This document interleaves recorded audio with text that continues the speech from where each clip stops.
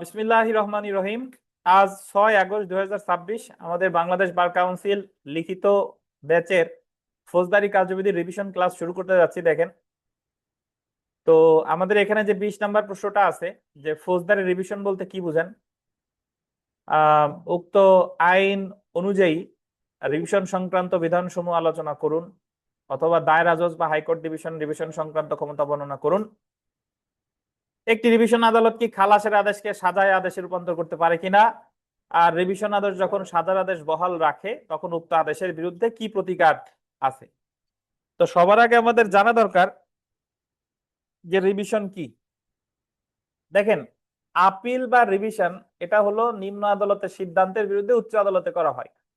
কিন্তু আপিলের ক্ষেত্রে, যে ক্ষেত্রে আপিল করা যায় সেক্ষেত্রে রিভিশন করা যায় না। অর্থাৎ সবার আগে প্রযোজ্য হলো আপিল, যদি আপিলের বিধান থাকে আপিল, যদি আপিল না করা যায় তাহলে রিভিশন। আর আপিল ঘটনাগত ক্ষেত্রে হইতে পারে, আইনগত ক্ষেত্রে হইতে পারে। আপিলকে অধিকার হিসেবে দাবি করা যায়, কিন্তু রিভিশনকে অধিকার হিসেবে দাবি করা যায় না। এবং রিভিশনটা শুধু তখনই করা যায় যখন আপিলের বিধান নাই এবং যখন আপনার ওই ন্যায় বিচার ব্যাহত হয়েছে আইনগত ভুল ত্রুটির কারণে। রিভিশনের ক্ষেত্রে অবশ্যই আপনাকে দেখাইতে হবে error of law questioning failure of justice, মানে আইনগত ভুলের কারণে ন্যায় বিচার কি হয়েছে, ব্যাহত হয়েছে, সেই ক্ষেত্রে রিভিশন করা যাবে। এখন আমাদের ফৌজদারি কার্যবিধিতে রিভিশনের কোনো সংজ্ঞা দেওয়া হয় নাই, আপিলেরও দেওয়া হয় নাই, রিভিশনেরও দেওয়া হয় নাই। তো রিভিশন দুইটা আদালতে করা যায়, হাইকোর্ট বিভাগ আর দায়রা জজ। হাইকোর্ট বিভাগ আর দায়রা জজ। হাইকোর্ট বিভাগে রিভিশন করা যায় 439 ধারায়। 1978 সালে একটা সংশোধনীর মাধ্যমে দায়রা জজেরও রিভিশন ক্ষমতা সংশোধন করে সংযুক্ত করা হয় 439 ক ধারার মাধ্যমে। তাহলে হাইকোর্ট বিভাগের রিভিশন 439 আর দায়রা জজের রিভিশন 439 ক। এখন ভাই, আপনি 439-এ আগে করা যাইতো, আগে সকল রিভিশনই হতো হাইকোর্টে, আর এখন দায়রা জজের কাছেও করা যায়। এখন প্রশ্ন হলো যে কোন রিভিশন গুলো আমি দায়রা জজের কাছে করব আর কোন রিভিশন গুলো আমি হাইকোর্টে করব। খালাসের আদেশের বিরুদ্ধে আপিল গতকাল আমরা পড়ছিলাম, এবং ওখানে একটা জিনিস শিখেছিলাম যে কোনো ম্যাজিস্ট্রেট খালাস দিলে রিভিশন দায়রা জজের কাছে, আর দায়রা আদালত, দ্যাট মিন্স দায়রা জজ, অতিরিক্ত দায়রা জজ, যুগ্ম দায়রা জজ যদি খালাস দেয় হাইকোর্ট বিভাগ। সেম থিওরি রিভিশনের ক্ষেত্রে, যে কোনো ম্যাজিস্ট্রেটের আদেশের বিরুদ্ধে বা রায়ের বিরুদ্ধে, যে ক্ষেত্রে আপিলের বিধান নাই, সেই সকল আদেশের বিরুদ্ধে বা রায়ের বিরুদ্ধে রিভিশন হবে দায়রা জজের কাছে। তাতে ম্যাজিস্ট্রেটটা দ্বিতীয় শ্রেণী হোক, তৃতীয় শ্রেণী হোক, প্রথম শ্রেণী হোক, যেই হোক না কেন, ইভেন নির্বাহীও হোক না কেন, যে কোনো ম্যাজিস্ট্রেট, বিচারিক অথবা নির্বাহী, তাদের আদেশের বিরুদ্ধে বা রায়ের বিরুদ্ধে রিভিশন হবে কোথায়? দায়রা জজের কাছে 439 ক। বুঝেছেন? দায়রা জজকে এড়িয়ে আপনি সরাসরি হাইকোর্টে যেতে পারবেন না। ওই যে আমাদের দেওয়ানি কার্যবিধির 15 ধারা একটা কথা আছে, প্রতিটি মামলা বিচার করার ক্ষমতা সম্পন্ন সর্বনিম্ন স্তরের আদালতে মামলা করতে হবে। অর্থাৎ যে দরখাস্তটা নিম্ন আদালতে করা যায় সেটা নিম্ন আদালতেই করতে হবে, আপনি ওই সরাসরি হাইকোর্টে যাওয়া যাবে না। আর আদেশটা যদি দিত দায়রা আদালত, দায়রা আদালত মানে দায়রা জজ, অতিরিক্ত দায়রা জজ বা যুগ্ম দায়রা জজ, তাইলে রিভিশন হতো কোথায়? হাইকোর্ট। বুঝছেন? এখন এই যে আমি ব্যাখ্যা দিলাম, আমাদের কোন ধারায় কিন্তু বলে নাই যে রিভিশন কখন হাইকোর্টে যায় আর কখন দায়রা জজের কাছে যায়। তো এখন এটা তো বললাম, এখন বিষয় হলো যে রিভিশনের ক্ষেত্রে তো দুইটা আদালতে রিভিশন করা যায়। এখন আপনি রিভিশন যে আদালতেই করেন না কেন, আপনার সবার আগে লাগবে 435 ধারা, ফৌজদারি কার্যবিধি 435। 435-এ মোট 3টা বিষয় আছে। নথি তলব, আপনি যে আদালতে রিভিশন করছেন, ধরেন আপনি ম্যাজিস্ট্রেটের একটা মামলা খারিজ আদেশের বিরুদ্ধে রিভিশন করছেন দায়রা জজের কাছে। এখন দায়রা জজের কাছে তো রিভিশন করলেন, কিন্তু দায়রা জজের কাছে কি ওই মামলার নথিপত্র আছে?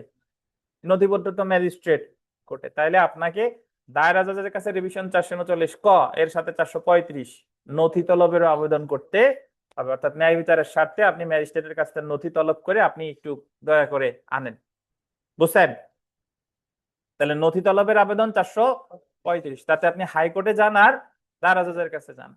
435-এ আরো দুইটা ক্ষমতা আছে, এক হলো দণ্ড স্থগিত, রিভিশন আদালত দণ্ড স্থগিত করতে পারে 435।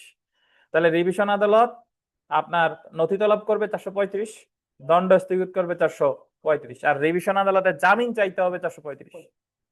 রিভিশন আদালত যে জামিন দিতে পারে, আপিল আদালত জামিন দিতে পারে, গতকাল পড়ছিলাম কত কত ধারা বলেন, 426 আর 427, আর রিভিশন আদালত দিতে পারে 435। তো যদি আপনারে বলে যে রিভিশন আদালতে জামিনের দরখাস্ত মোসাবেদা করুন, তাহলে রিভিশন আদালতে জামিন চাইবেন কত ধারায়?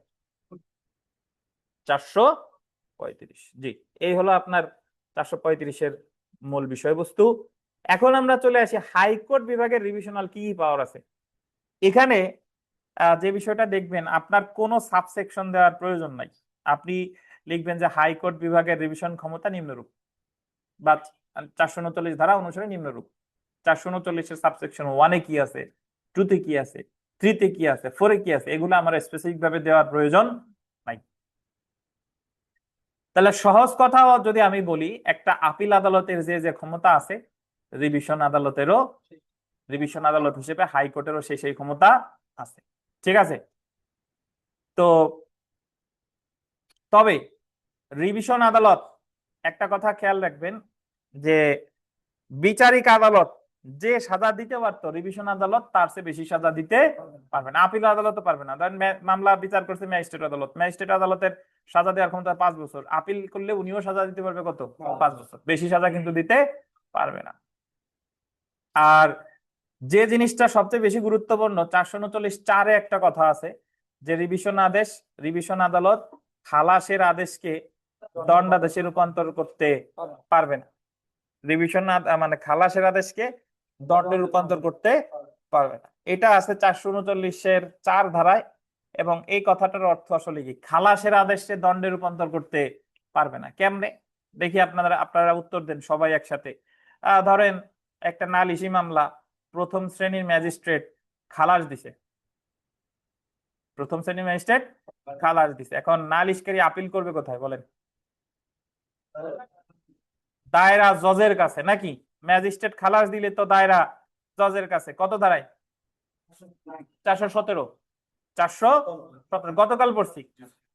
দায়রা জজ খালাস বহাল লাগছে, দায়রা জজ বলছে যে খালাস, আপিল আদালত হিসেবে খালাস দিছে। এখন আমরা তো জানি যে নালিশকারী 2 বার আপিল করতে পারে না, তাহলে নালিশকারী প্রতিকার রিভিশন। কিন্তু 400 রিভিশনটা কোথায়? হাইকোর্টে। কিন্তু 439-এ বলে দিছে যে খালাসের আদেশে দণ্ডাদেশে রূপান্তর করতে পারবে। তাহলে রিভিশন করে লাভ আছে? তাহলে রিভিশন আদালত সব পারলেও একটা জিনিস পারে না, সেটা কি? খালাসের আদেশকে দণ্ডাদেশে পরিণত করতে পারে না। এবং সবশেষে একটা কথা, যেটা যদি দেখেন 439-এর 5, যেখানে আপিলের বিধান আছে কিন্তু আপিল করা হয় নাই, আপিলের বিধান আছে কিন্তু আপিল করা হয় নাই, সেখানে যে পক্ষ আপিল করতে পারত সেই পক্ষের আবেদনের ভিত্তিতে আদালত কোন রিভিশন ক্ষমতা প্রয়োগ করবে। খুবই মূল্যবান কথা। আপিলের বিধান নাই, রিভিশন করা যায়, কিন্তু আপিলের বিধান ছিল, আপিল করেন নাই, তাহলে রিভিশনও করা যাবে না। এক মনে হইতে পারে, বাট বাস্তবে এক না। আপিলের বিধান ছিল না, রিভিশন করা যাবে, কিন্তু আপিলের বিধান ছিল, আপিল করেন নাই, তাহলে রিভিশনও করা যাবে। তাহলে আপনি টেকনিক্যালি যেভাবে মনে রাখবেন, হাইকোর্ট বিভাগের রিভিশন ক্ষমতা, যে একজন আপিল আদালতে যা যা ক্ষমতা আছে, রিভিশন আদালতেরও তাই তাই ক্ষমতা আছে। অর্থাৎ দণ্ড বাড়াতে পারে, কমাতে পারে, নতুন বিচারের আদেশ দিতে পারে, ইত্যাদি। তারপরে এখানে বলছে যে দণ্ডের পরিমাণ যদি বাড়ান, তাহলে অবশ্যই আসামির আত্মপক্ষ সমর্থনের কি দিতে হবে? সুযোগ দিতে হবে। তারপরে বিচারিক আদালত যে সাজা দিতে পারতো, রিভিশন আদালত তার চেয়ে বেশি সাজা দিতে পারবে না। তারপরে রিভিশন আদেশ খালাসের আদেশকে দণ্ডাদেশে রূপান্তর করতে পারে না। এখানে আরেকটা কথা আছে, revision high court division as a court of revisional jurisdiction, তিনি দুইটা জিনিস পারেন না। একটা হলো খালাসের আদেশকে দণ্ডাদেশে রূপান্তর করতে পারেন না, আর একটা হলো যে ক্ষেত্রে দায়রা জজ রিভিশনে যে সিদ্ধান্ত দিয়েছে সেই ক্ষেত্রে উনার সিদ্ধান্তই চূড়ান্ত, এই ক্ষেত্রে উনি দ্বিতীয় রিভিশনের কোনো সুযোগ নাই। বুঝছেন? তাহলে আমাদের ফৌজদারিতে দ্বিতীয় রিভিশন আছে? নাই। এই যে কথাগুলো আমরা হাইকোর্ট বিভাগের রিভিশনাল ক্ষমতার মধ্যে বললাম, এই একই কথাগুলো দায়রা আদালত উল্লেখ করে দায়রা জজের রিভিশন ক্ষমতার মধ্যে দিয়ে দিলেই হয়ে যাবে। কততে? 439 ক। বুঝেন নাই বোধহয়? আমি এইভাবে বলবো যে 439 ক ধারা অনুসারে একটা আপিল আদালতের যে ক্ষমতা আছে, দায়রা জজেরও রিভিশনাল আদালত হিসেবে সেই ক্ষমতা আছে। পেলাম। দায়রা জজ ওই রিভিশন ক্ষমতা প্রয়োগ করে যদি শাস্তির পরিমাণ বাড়াইতে চায়, তাহলে আসামিরই অবশ্যই আত্মপক্ষ সমর্থনের কি দিতে হবে? সুযোগ দিতে হবে। পাইছি। দায়রা জজ বিচারিক আদালত যে সাজা দিতে পারতো, রিভিশন আদালত হিসেবে তার চেয়ে বেশি সাজা দিতে পারবে না। দায়রা জজ রিভিশন আদালত হিসেবে খালাসের আদেশকে দণ্ডাদেশে রূপান্তর করতে পারবে না। বলে দিলাম, মানে হাইকোর্টের যা যা আছে দায়রা জজেরও কি তাই আছে। আর দায়রা জজ কোন সিদ্ধান্ত দিলে সেই ক্ষেত্রে দায়রা জজের রিভিশনের প্রদত্ত সিদ্ধান্তই চূড়ান্ত, এই ক্ষেত্রে দ্বিতীয় আপিল করা যাবে। তাহলে আপনার যে ক্ষেত্রে সময় কম, আমি পারতেছি না কুলাইয়া, তখন আমি হাইকোর্টে যা যা লিখছি সেম কথা লিখবো কোথায়? দায়রা জজের ক্ষেত্রে। বুঝছেন? বাট হাইকোর্টেরটা কততে? 439, আর দায়রা জজ 439 ক।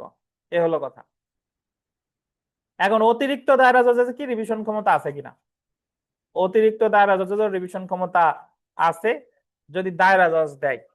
সাধারণত দায়রা জজের অনেক কাজ বাজ থাকে, এই দায়িত্বগুলো অতিরিক্ত দায়রা জজরাই প্রদান করা হয়ে থাকে। তাহলে অতিরিক্ত দায়রা জজেরও রিভিশনাল পাওয়ার আছে 439 ক এর 3। 439 ক এর 3। এখন ভাই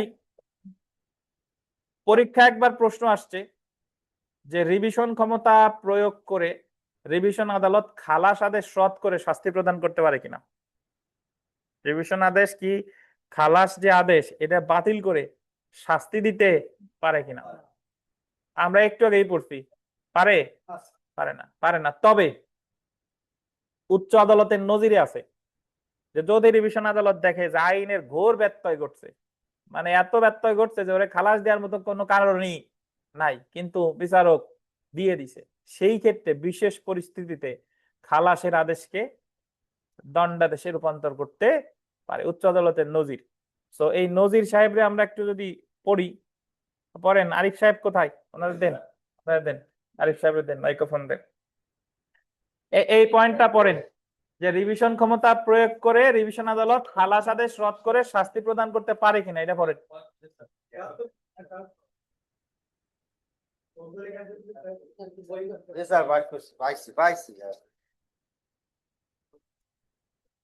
স্যার পড়েন পড়েন।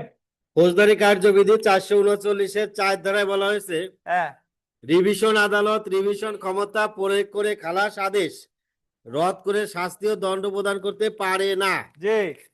তবে উচ্চ আদালতের বিভিন্ন মামলার সিদ্ধান্তে আমরা পাই যে খালাস আদেশের বিরুদ্ধে মন্তব্য করেছে এবং খালাস আদেশে রদ করেছে। খালাস আদেশ রদ করার ক্ষমতা খুবই সীমিত।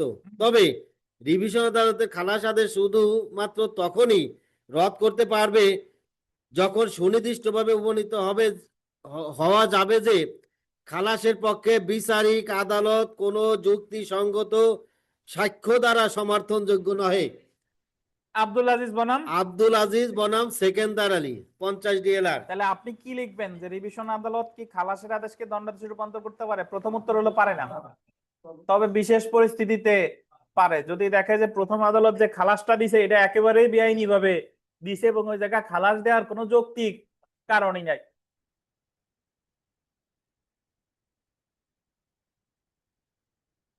বুঝছেন? এখন ভাই পরের অংশ যদি আমরা দেখি যে রিভিশন আদালত যদি সাজার আদেশ বহাল রাখে তাহলে সংক্ষুব্ধ ব্যক্তির কি প্রতিকার আছে? দেখেন রিভিশন আদালত দুইটা, যদি দায়রা জজ রিভিশন আদালত হিসেবে সাজা বহাল রাখে তাহলে ওইটার বিরুদ্ধে হাইকোর্ট বিভাগে তো দ্বিতীয় রিভিশন করা যায় না, তাহলে হাইকোর্ট বিভাগে আপিলও যায় না। আপিল কেন বলেন? আপিলের কোন বিধান পড়ছি? আচ্ছা, তাহলে সেই ক্ষেত্রে আমার করা যাবে 561 কোয়া ধারায় কোয়াশমেন্টের আবেদন। তাহলে রিভিশন আদালতটা যদি দায়রা জজ হয় এবং তিনি যদি সাজা বহাল রাখেন তাহলে এর বিরুদ্ধে কোয়াশমেন্টের আবেদন করা যাবে কত ধারায়? 561 ক। ক্লিয়ার?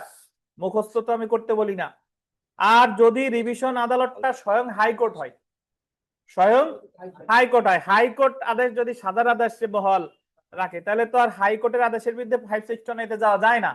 তাহলে সেই ক্ষেত্রে আমার আপিল বিভাগে লিভ টু আপিল করা যায়, আপিল বিভাগে লিভ টু আপিল করা যায়। এই হলো উত্তর। তাহলে আপনি রিভিশন আদেশ যদি বহাল রাখে বলতে তাহলে আপনি দুইটা কোর্টের দিক থেকে ব্যাখ্যা করবেন। মানে সাজা যদি বহাল রাখে তাহলে দায়ের আদেশ যদি সাজার আদেশ বহাল রাখে তাহলে প্রতিকার একরকম, আর যদি হাইকোর্ট বিভাগ সাজার আদেশ বহাল রাখে তাহলে প্রতিকার কি আরেক রকম। বুঝছেন? আর এই জায়গায় যে সমস্যামূলক প্রশ্ন আছে এগুলো একবার পড়লে পেরে যাবেন মোটামুটি। ওই তারপরে ঘটনার বর্ণনাটা আরিফ সাহেব পড়েন, আমি বুঝাই দিই, ঘটনার বর্ণনাটা পড়েন। স্যার, কামাল চাঁদাবাজির অভিযোগে 3 জনের বিরুদ্ধে এজাহার দায়ের করে। পুলিশ তদন্ত প্রতিবেদন দেয় যে 2 জনের অপরাধ প্রাথমিকভাবে প্রমাণিত এবং 1 জনের অপরাধ প্রমাণিত হয় নাই। কামাল অধিকতর তদন্তের আবেদন করে। আদালত আবেদনটি নামঞ্জুর করে প্রতিবেদন গ্রহণ করে। এই ক্ষেত্রে কামালের প্রতিকার কি? অধিকতর তদন্তের আবেদন করছে, অধিকতর তদন্ত আবেদন মানে নারাজি, নারাজিও প্রত্যাখ্যান করছে। এখন নারাজি যদি প্রত্যাখ্যান করে প্রতিকার হলো দুইটা, এক হলো নতুন মামলা করা যায় অথবা রিভিশন করা যায়। এখন আমি আপনাদের প্রথমবার পড়ানোর সময় এখানে একটা ধারা আমি একটু লিখে দিয়েছিলাম, 436 ধারাটা। 436 ধারার মূল বিষয়বস্তু হচ্ছে যে রিভিশন আদালত অধিকতর অনুসন্ধান করে। কখন করে? কিছু কিছু আদেশ আছে, ওই আদেশের বিরুদ্ধে যদি আপনি রিভিশন করেন তখনই অধিকতর অনুসন্ধানের আদেশ দিতে পারে 436 ধারায়, নতুবা পারে না। সেই আদেশগুলো হলো কি কি? যদি কখনো মামলা খারিজ করে, খারিজ আদেশের বিরুদ্ধে রিভিশন করলে 436-এ অধিকতর অনুসন্ধানের আদেশ দিতে পারে। যদি আসামির অব্যাহতি দেয়, অব্যাহতি দেয় কত কত ধারায়? 441 ক, 465, 265 গ, মানে 241 ক, সরি 265 গ, 494 আর হলো 202 খ। এই 4টা ধারায় যদি অব্যাহতি দেয় এবং আপনি যদি রিভিশন করেন তাহলে সেই ক্ষেত্রে 436 ধারায় অধিকতর অনুসন্ধানের আদেশ দিতে পারেন। তাহলে আপনি মনে রাখবেন যে রিভিশন পরীক্ষায় যদি আসে যে রিভিশন আদালত অধিকতর অনুসন্ধানের আদেশ দেয় কত ধারায়? 436 ধারায়। কোন কোন ক্ষেত্রে? যদি মামলা খারিজ আদেশের বিরুদ্ধে রিভিশন করে, যদি অব্যাহতি আদেশের বিরুদ্ধে রিভিশন করে, শুধুমাত্র এই সকল ক্ষেত্রেই আপনার অধিকতর অনুসন্ধানের আদেশ দিতে পারে। এই হলো কথা।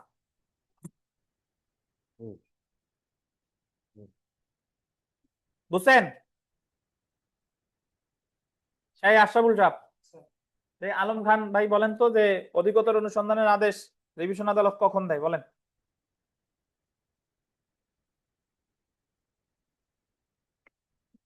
প্রশ্ন বুঝি নাই স্যার, আরেকবার। রিভিশন আদালত অধিকতর অনুসন্ধানের আদেশ দেয় কখন, এটা জিজ্ঞেস করছি। 436 দেয়। কখন দেয়? 436 দেয় কখন দেয়? কোন রিভিশন করলে 436-এর আদেশ পাবেন, এটা হলো প্রশ্ন। যদি অব্যাহতি দেয় 241 কতে, 202 খতে, আর যদি দেয় দায়রা আদালতের 265 গতে আর 494 কতে অব্যাহতি দেয়, সেই ক্ষেত্রে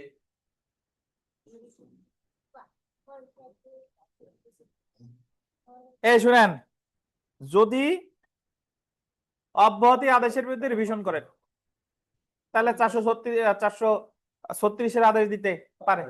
আর হলো মামলা খারিজ করছে, আপনি এটা বড়ও করতে পারেন ছোটও করতে পারেন। কেমনে? অব্যাহতি 4 জায়গা করা যায়। তাহলে আপনি বলেন অমুক ধারায় অব্যাহতি দিয়েছে রিভিশন করলে এই আদেশ দিতে পারে, অমুক ধারায় অব্যাহতি দিয়েছে রিভিশন করলে এটা দিতে পারে। আর খারিজ মামলা খারিজ করে 203 আর 204-এর 3 খারিজ করলেও রিভিশন করলে কি করা যাবে? আপনার 436-এর আদেশ দিতে পারে। বাট ধরেন আপনারে ওই যে আপনি নালিশকারী হিসেবে খালাস আদেশের বিরুদ্ধে আপিল করলেন, খালাস আদেশ দায়রা জজ বহাল লাগছে, তাহলে নালিশকারী তো আর দ্বিতীয় আপিল করতে, মানে আর নালিশকারী হিসেবে আপিল করলেন খালাস আদেশের বিরুদ্ধে দায়রা জজের কাছে, দায়রা আদালত খালাস আদেশ বহাল লাগছে, এখন আমি তো রিভিশন করব হাইকোর্টে। এই ক্ষেত্রে কি হাইকোর্ট অধিকতর অনুসন্ধানের আদেশ দিতে পারবে কিনা? এটা তো এই রিভিশনটা তো খালাস আদেশের বিরুদ্ধে, এটা তো অব্যাহতির বিরুদ্ধেও না, এটা খারিজ আদেশের বিরুদ্ধেও না। সো এই ক্ষেত্রে 436-এর আদেশ দিতে পারবে না। বুঝেন নাই বোধহয়? 436 খুব সিম্পল। রিভিশন আদালত 436-এ অধিকতর অনুসন্ধানের আদেশ দিতে পারে শুধুমাত্র যদি অব্যাহতির আদেশের বিরুদ্ধে রিভিশন করে অথবা কি মামলা খারিজ আদেশের বিরুদ্ধে রিভিশন করে। আর অন্যান্য রিভিশনের ক্ষেত্রে কিন্তু 436-এর আদেশ দিবে না। আচ্ছা, আমরা রিভিশনের একটা মুসাবিদা ঝটপট দেখে ফেলি। দেখেন গ নাম্বার, এই রিভিশনের প্রশ্নটা ইম্পর্টেন্ট, রিভিশনের প্রশ্ন দিতে পারে। এর আয়কর পরিশোধের জন্য আয়কর আইনজীবী এক্স টাকা গ্রহণ করে, পরবর্তীতে এক্স উক্ত টাকা আত্মসাৎ করে। দণ্ডবিধির 406 420 ধারার অধীনে একটি নালিশি দরখাস্ত দায়ের করেন। The code of criminal procedure 1898 241 ক ধারার অধীনে শুনানিকালে অভিযুক্ত এক্স নালিশকারীর আয়কর পরিশোধ করা হয়েছে এবং একটি অডিট রিপোর্ট দাখিল করে। এই রিপোর্ট পর্যালোচনা করে বিচারিক ম্যাজিস্ট্রেট অভিযুক্তকে এক্স কে অব্যাহতি দেয়। মানে আসামিরে কি দিছে? অব্যাহতি দিছে। এখন অব্যাহতি দেখ বা না দেখ, সংক্ষুব্ধ ব্যক্তির প্রতিকার কি? রিভিশন। অব্যাহতি যদি দেয় তাহলে নালিশকারী করবে রিভিশন, আর অব্যাহতি যদি না দেয় তাহলে আসামি করবে রিভিশন। এখন রিভিশনের মুসাবেদা দেখেন। এই হোসেন মোল্লা ভাই, এই জায়গা বলা আছে দেখেন, এই যে নালিশকারীর পক্ষে একটি রিভিশন দরখাস্ত প্রস্তুত করুন বলা আছে, দেখছেন? আচ্ছা, তাহলে বিজ্ঞ মহানগর দায়রা জজ আদালত চট্টগ্রাম, সূত্র ফৌজদারি রিভিশন নাম্বার এই, ঠিক আছে? নাম, এই জায়গায় নাম দিয়ে দিবেন, এই জায়গার নাম হবে অব্যাহতি দিছে এক্স রে, তাহলে এই জায়গায় রিভিশন করবে কে? ওই যে যার টাকা নিছে সে ওয়াই নাকি? তাহলে নামের জায়গা হবে কি? ওয়াই। আচ্ছা, বনাম। আচ্ছা, রিভিশনের ক্ষেত্রে বলে রিভিশনকারী বা আপনার এই জায়গা আপনি রিভিশনকারী তো লিখছেন, তো এই জায়গা লিখতে পারেন নালিশকারী, কারণ মূল মামলার ইনি হচ্ছে কি? নালিশকারী।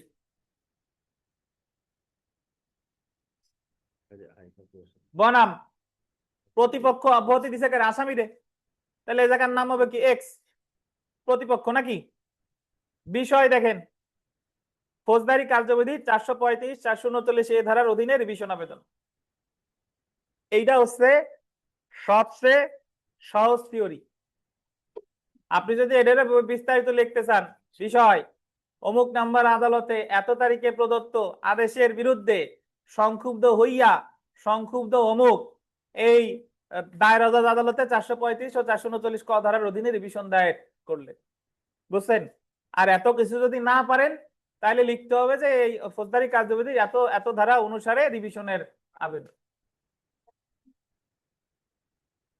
হবে না কেন? এখন আমার টাকা পয়সা নাই, যা আছে তাই দিয়ে তো সব মিটাইতে হবে, ঠিক আছে?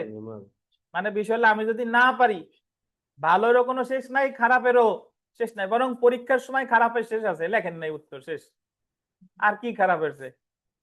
আচ্ছা দেখেন, আচ্ছা বিনীত নিবেদন এই যে, তাহলে বিনীত নিবেদন এই যে মোটামুটি যা যা জানেন বলবেন, অমুক তারিখে অব্যাহতি দিছে, অব্যাহতির বিরুদ্ধে এসে সংক্ষুব্ধ এই এই এই আদালতে রিভিশন দায়ের করছে। এবং আপিলের ক্ষেত্রে রিভিশন লেখা সহজ। দেখেন এই জায়গা কিন্তু আপিলের ক্ষেত্রে ওই জায়গায় মামলার সংক্ষিপ্ত বিবরণ দেওয়া লাগতো, তারপরে হেতুবাদ সমূহ, কিন্তু এই জায়গা কিন্তু সংক্ষিপ্ত বিবরণ দেওয়া লাগে নাই। প্রার্থী একজন সহজ সরল শান্তিপ্রিয় আইন অমান্যকারী লোক, প্রতিপক্ষ একজন প্রতারক আত্মসাৎকারী আইন অমান্যকারী। তারপরে এই জায়গায় এখানেই বলে দিয়েছেন যে অমুক তারিখে মামলা করে সাক্ষ্য বিবেচনা না করে ম্যাজিস্ট্রেট অভিযুক্ত এক্স কে কি দিছে? অব্যাহতি দিছে। এই মামলার ক্ষেত্রে নিম্ন আদালত আইনসঙ্গত যৌক্তিক উপায় বিচার না করে আবেদনকারী রিভিশন আবেদন করতে বাধ্য হয়েছেন। অতএব বিনীত প্রার্থনা এই যে ন্যায় বিচারের সাথে নিম্ন আদালতের আদেশ বাতিল বা পরিবর্তন করার আদেশ প্রদানে বিজ্ঞ আদালতের কি হয় ভাই? মর্জি হয়। বুঝছেন? তাহলে রিভিশন নিয়ে ধরেন প্রশ্ন আসছে যে কোন কোন ক্ষেত্রে ফৌজদারি কার্যবিধি অনুসারে কোন কোন ক্ষেত্রে রিভিশন করা যায় আলোচনা করুন। তখন পরীক্ষার হলে যায় তো স্যার রে মনে মনে বলবেন যে এতকাল পড়ালো এই প্রশ্ন তো আমাদের শীতে নাই, স্যার তো এই প্রশ্ন নাই, আসলেই তো নাই নাকি? কোন কোন ক্ষেত্রে রিভিশন করা যায় এটা তো আপনার জানা দরকার। এটা এই শীটে নাই, বাট শীটে পরোক্ষভাবে আছে। যে জায়গা আপিল করা যায় না সেই সব জায়গায় তো রিভিশন করা যায়। আপনি আলোচনা করবেন যে একেবারে যদি শুরু থেকে বলেন যে সার্চ ওয়ারেন্টের বিরুদ্ধে যে ধারাই সার্চ ওয়ারেন্ট দেখ না কেন, সার্চ ওয়ারেন্টের বিরুদ্ধে কি করা যায়? রিভিশন করা যায় নাকি? 144 এ নির্বাহী ম্যাজিস্ট্রেট যে আদেশ দেয় তার বিরুদ্ধে কি রিভিশন করা যায়? 145 এ যে আদেশ দেয় তার বিরুদ্ধে কি রিভিশন করা যায়? রিমান্ডের আবেদন মঞ্জুর করুক বা না করুক তার বিরুদ্ধে কি রিভিশন করা যায়? বুঝেন? নারাজি দরখাস্ত না মঞ্জুর করলে কি রিভিশন করা যায়? মামলা আমলে নিলে তার বিরুদ্ধে কি রিভিশন করা যায়? তারপরে কাউকে অব্যাহতি দিলে রিভিশন করা যায়। মামলা খারিজ করলে কি রিভিশন করা যায়। এই তো। তারপরে আপনি যদি বলেন যে 412 ধারায় গিলটি প্লিট করলে রিভিশন করা যায়, মিথ্যা তুচ্ছ শাস্তির ক্ষেত্রে কি রিভিশন করা যায়, সামারি ট্রায়ালে 5,000 টাকা পর্যন্ত জরিমানা করলে রিভিশন করা যায়। বুঝছেন? তাহলে সব প্রশ্ন যে হুবহু থাকতে হবে বিষয়টা তা না, ওই জায়গায় গিয়ে কিন্তু আপনার মাথাও খাটাইতে হবে। আচ্ছা, রিভিশন নিয়ে কোনো প্রশ্ন থাকলে বলতে পারেন।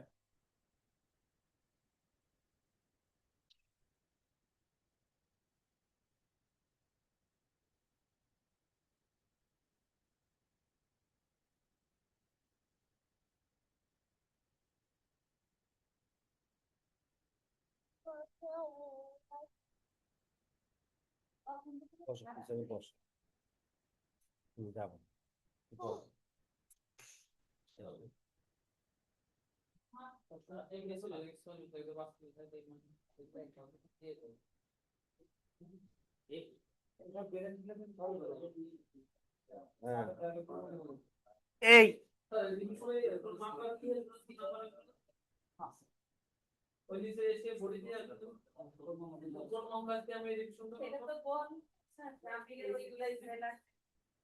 বডির নাম্বার তো বিষয়ের ভিতর তো আমি বললাম, যদি বিষয় দিতে চান দিবেন যে অমুক নাম্বার মামলায় অমুক নাম্বার আদেশের বিরুদ্ধে রিভিশন দায়ের করলেন। আর ধারা শুনেন, এই ধারা নিয়ে প্রশ্ন করবেন না। ধারা যদি পারেন আপনি দিবেন, না পারলে তো কিছু করার নাই, কথা শেষ। এক কথায় ধারা দেওয়া লাগবে কিনা স্যার, ধারা দিলে ভালো হবে কিনা, ধারা পারলে তো অবশ্যই বেস্ট, আর না পারলে তো কিছু করার নাই। মামলার নাম যদি মনে থাকে তাহলে তো বেস্ট, আর নাম মনে না থাকলে কি উচ্চ আদালতের নজির অনুসারে, ধারা মনে না থাকলে সংশ্লিষ্ট ধারা অনুসারে, কিন্তু একেবারে ফাঁকা রেখে ওখানে আসা যাবে না। এ হলো কথা। চলে আসেন আমরা 21 নাম্বার। দেখেন জামিন অর্থ কি, এই জামিনের প্রশ্ন ভিভিআই।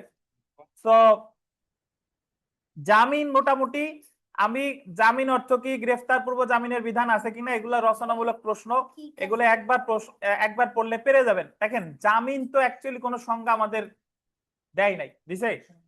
জামিন হলো যখন আপনারে আইন শৃঙ্খলা বাহিনী, মানে বিশেষ করে আইনগত পন্থায় আপনারা আটক করছে, আইনগত পন্থায় আটক মানে কি গ্রেফতার করছে, তাহলে ওখান থেকে বৈধভাবে মুক্তি হওয়ার প্রক্রিয়ারে কি বলে। এখন জামিন সম্পর্কে আমাদের ফৌজদারি কার্যবিধির আছে 2য় তফসিলের কত কলাম, 5ম, যে কোন কোন অপরাধ জামিন যোগ্য আর জামিন অযোগ্য। আর জামিন যোগ্য অপরাধে আপনাকে জামিন দিতে হবে 496 ধারায় জামিন দিতে কি বাধ্য, আর 497 ধারায় জামিন অযোগ্য অপরাধের ক্ষেত্রে জামিন। এই জামিনটা দেওয়া হচ্ছে বিবেচনামূলক, দিতেও পারে নাও পারে। তবে 497 ধারায় বলছে যদি অপরাধটা যাবজ্জীবন কারাদণ্ড, মৃত্যুদণ্ড যোগ্য বা 10 বছর কারাদণ্ড যোগ্য হয়, তাহলে জামিন দিবে না, এটাই ওনার জন্য বাধ্যতামূলক।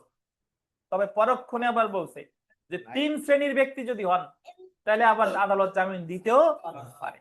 স্ত্রীলোক, 16 বছরের কম বয়স্ক কোন লোক, আর পীড়িত বা অক্ষম, এই 3 শ্রেণীর ব্যক্তি জামিন অযোগ্য অপরাধে বিশেষ সুবিধা পেয়ে থাকে। এই হলো আপনার 497। আর 498 আছে আগাম জামিন। যদিও আপনি 498 ধারায় আগাম জামিন কথাটা কোথাও নেই।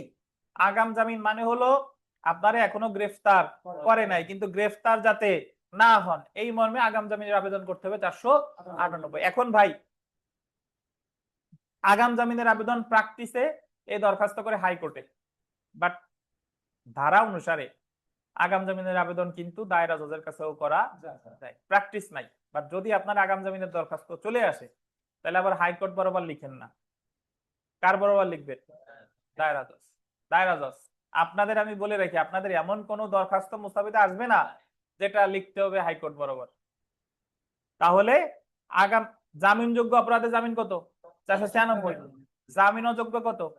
497। আর আগাম জামিন 498। এখন 498তে আরো একটা কথা আছে, সেটা হলো যখন নিম্ন আদালত আপনারে জামিন দেয় নাই, সেই ক্ষেত্রে আপনি দায়রা জজ বা হাইকোর্টে ক্রিমিনাল মিসেলেনিয়াস কেস দায়ের করতে হবে 498। অর্থাৎ সংক্ষেপে শুনেন, ধরেন একজন ব্যক্তিরে চেক ডিজনারের মামলায় বা একটা জামিনযোগ্য মামলায়, চেক ডিজনারের জামিনযোগ্য অপরাধ জানেন, তারপরে হালকা 323-এর অপরাধ, জামিনযোগ্য অপরাধ, 323-এর অপরাধে গ্রেফতার করে নিয়ে আসছে, জামিনযোগ্য অপরাধ। তাহলে আপনি জামিনের আবেদন করবো 496 ধারায়। কত ধারায়? 496। কার বরাবর? আমলি আদালত। বুঝছেন? 496 ধারায় জামিন দিতে কি বাধ্য। এখন যদি আমারে ধরে নিয়ে আসে ধরেন হত্যা মামলায় বা যে সন্ত্রাস বিরোধী আইনের মামলায় বা যে মামলায় জামিন অযোগ্য, ধরে নিয়ে আসলে আমাকে কিন্তু জামিন চাইতে হবে, যেহেতু জামিন অযোগ্য অপরাধ। কোথায়? আমলি আদালতে। জামিন অযোগ্য অপরাধ 497 ধারায়। কত ধারায়? 497। উনি ধরেন জামিন দেয় নাই, তাহলে উনি না দিলে আমি গিয়ে যাবো দায়রা জজের কাছে, জামিন চাইবো। কিন্তু এই ক্ষেত্রে দায়রা জজের কাছে গেলেই জামিন নামঞ্জুরকৃত আদেশের বিরুদ্ধে দায়রা জজের কাছে গেলেই 498, এবং এটারে বলে ফৌজদারি বিবিধ মামলা। ফৌজদারি বিবিধ মামলা, বুঝছেন? Criminal miscellaneous case. দায়রা জজের কাছে 498-তে জামিন চাইছিলাম, উনি দেয় নাই, উনি দেয় নাই। তাহলে আমার যা লাগবে হাইকোর্টে 498। কিন্তু এক্ষেত্রে আপনারা জামিন অযোগ্য অপরাধে ধরে নিয়ে আসছে, আপনি প্রথমেই হাইকোর্টে যাইতে পারবেন না, প্রথমেই দায়রা জজের কাছে যাইতে পারবেন না। আগে আপনার আমলি আদালতে থেকে ধাপে ধাপে ধাপে নামঞ্জুর করে তারপরে হাইকোর্টে যেতে হবে। তাহলে বুঝেন কিনা? বাস্তবে প্র্যাকটিসে আপনার ধারা না লিখলে সমস্যা নাই, কিন্তু পরীক্ষায় কিন্তু বলে যে সংশ্লিষ্ট ধারা উল্লেখপূর্বক দরখাস্ত, জামিনের দরখাস্ত লিখুন। তাহলে জামিন অযোগ্যের ক্ষেত্রে আমি প্রথমে জামিন চাইবো আমলি আদালতে। কত ধারায়? 497। জামিন অযোগ্য 497-তে যদি আমার জামিন না দেয়, তাহলে জামিন চাইবো ফৌজদারি বিবিধ মামলার মাধ্যমে। কত ধারায়? 498। কার কাছে? দায়রা জজ। দায়রা জজ যদি না দেয়, হাইকোর্টে। কত ধারায়? 498। বুঝছেন? ধন্যবাদ। জি, তাহলে 498 ধারায় নিম্ন আদালত জামিন যদি না দেয়, সেক্ষেত্রেও দায়রা জজের কাছে জামিন চাইতে হবে 498। আবার আগাম জামিনের আবেদনও করতে হবে কত? 498।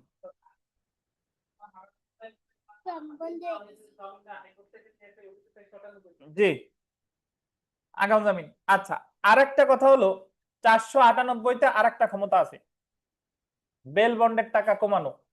আপনারা জামিন দিছে 50,000 টাকার বন্ডে, এখন আপনার মনে হচ্ছে যে বন্ডের টাকা তো অনেক বেশি, তাহলে সেটা হ্রাসের আবেদন করতে হবে 498। তাহলে 498-তে অ্যাকচুয়ালি 3টা ক্ষমতা আছে। আগাম জামিন 498, তারপরে ফৌজদারি বিবিধ মামলা 498, আর জামানতের টাকা হ্রাসের আবেদন, এটাও কত? 498। আপনি কি কোনো দরখাস্ত সরাসরি 498-তে দিতে পারবেন? আগে হলো 497, তারপরে হচ্ছে 498। মাইক্রোফোন দেন মাইক্রোফোন দেন, মাইক্রোফোন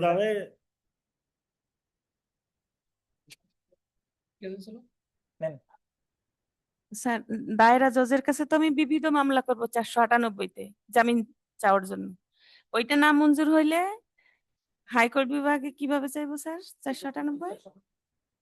দায়রা আদালতে যেভাবে চাইছিলেন ক্রিমিনাল মিসেলেনিয়াস কেস, ঠিক ওই ওইভাবে। জায়গাও সেই একই সিস্টেম। ওইটা আল্লাহর রহমতে জজ কোর্ট পাস করলে তারপর শিখাবো কিভাবে মুসাবিদা করবেন। সমস্যা নাই, আমরা অতি সত্বর হাইকোর্টের ব্যাচও শুরু করব, আপনারা পাস করতে করতে লাইনে চলে আসবেন। আচ্ছা, তো তাহলে একজন জিজ্ঞেস করছেন স্যার মিস কেস কত? কি জিজ্ঞেস করছেন আমাদের নীলফামারী মাহমুদ ভাই? মিস কেস কত দাঁড়ায়? মিস কেস তো বহুবার বলে ফেলছি আমি, ক্রিমিনাল মিসেলেনিয়াস কেস, সেটাই মিস কেস। মিসেলেনিয়াসের সংক্ষেপে লোকজন কি বলে? Miss case. আপনারা ওই যে বলেন যে জজ কোর্টে মিস কেস করা লাগবে, মিস কেস করা লাগবে, এই সেই misc case, criminal miscellaneous case. আর বাংলায় বলে ফৌজদারি বিবিধ মামলা, ফৌজদারি বিবিধ মামলা। বুঝছেন? আর আগাম জামিন রিলেটেড যা যা আছে একবার দুইবার রিডিং পড়লে এই জায়গা পেরে যাবেন, সমস্যা নাই। আমি আপনাদের বিশেষ করে এই জায়গা যেটার উপর ফোকাস করলাম যে জামিনের দরখাস্ত আপনাদের আসার খুব বেশি সম্ভাবনা আছে। একটা ফ্যাক্ট দিয়ে দিল জামিনের মুসাবিদা করতে হবে, তো এটা আপনার বুঝতে হবে যে আমি দরখাস্তটা কি 496-তে করব, নাকি 97-তে করব, নাকি কি 98-তে করব, এবং নাকি 426(2) কতে করব। 426 মনে আছে? ওই যে সাজা দিয়ে দিছে, সাজা দিয়ে দিছে, তাহলে সাজা দিয়ে দিলে আমি আপিলের শর্তে জামিন চাইবো, 426 426 এই জায়গায় আপনি চলে আসেন ওই 78 নাম্বার পেজে।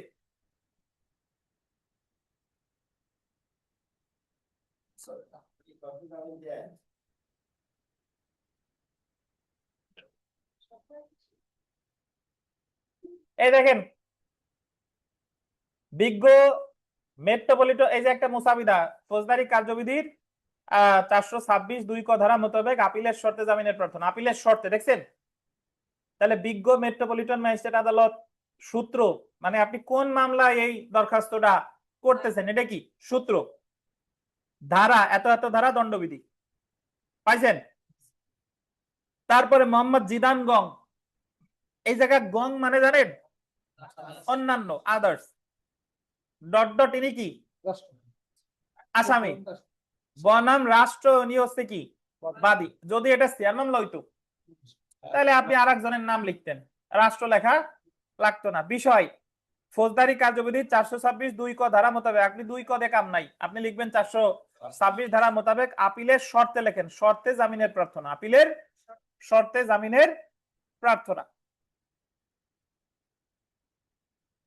আপিলের শর্তে জামিনের প্রার্থনা মানে কি, আমার দণ্ড অলরেডি আমারে দিয়ে দিছে এবং দিয়ে দিছে কতদিন, হাইয়েস্ট 1 বছর। তাহলে আসামি পক্ষে বিনীত নিবেদনে এই যে যা যা নিরীহ নিরপরাধ আমি কিছু জানি না এই সেই মামলা যা যা ঘটছে, তারপরে বলবেন যে আমারে কারাদণ্ড দিছে মাত্র এতদিন এবং এই কারণে আসামি আপিল করতে চায়, তাই আপিলের শর্তে সে জামিনের আবেদন করেছে, তাই উক্ত জামিন মঞ্জুর করে তাকে আপিল দায়েরের সুযোগ দানে মর্জি হয়। এই তো, খুব সহজ কিন্তু। আচ্ছা এটা,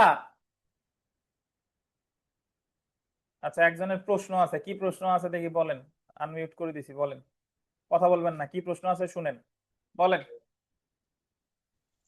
আসসালামু আলাইকুম স্যার। ওয়ালাইকুম আসসালাম।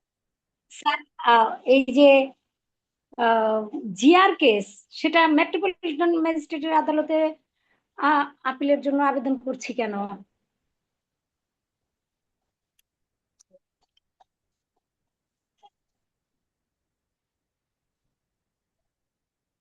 মেট্রোপলিটন ম্যাজিস্ট্রেট আদালতে তো আমি আপিলের আবেদন করি নাই, আমি তো মেট্রোপলিটন ম্যাজিস্ট্রেটের কাছে জামিন চাচ্ছি আপিলের শর্তে, যে আমারে এত, উনি বিচারিক আদালত, উনি ট্রায়াল কোর্ট, উনি আমারে এত এত 1 বছরের কারাদণ্ড দিছে, এখন আমি আপিল করতে চাই, এই কারণে আগে তার কাছে জামিন চাচ্ছি। গত দিনের ক্লাস করছেন কিনা জানি না, না করলেও একবার বলে নিছি, যদি বিচারিক আদালত কারাদণ্ড দেয় 1 বছর পর্যন্ত, তাহলে আমি বিচারিক আদালতেই জামিন চাইতে পারি, কিসের শর্তে, আপিলের শর্তে। আর যদি আমারে এই জায়গায় কারাদণ্ড দিতে 1 বছরের বেশি, তাহলে আমি এই সুযোগটা পেতাম না, তাহলে আমাকে সরাসরি জামিন চাইতে হতো আপিল আদালতে গিয়ে। বুঝছেন কিনা? স্যার আমার প্রশ্ন করাটা ভুল হয়ে গেছে। না প্রশ্ন ভুল হবে কেন, আপনি না বুঝলে করবেন না।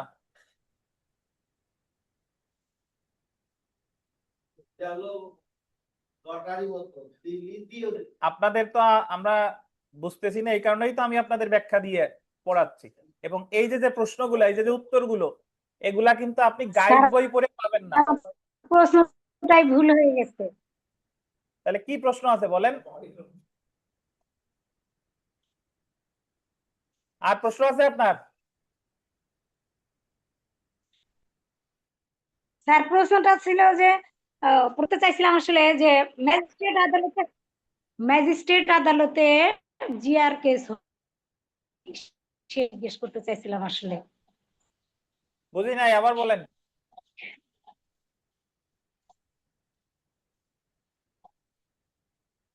হ্যালো,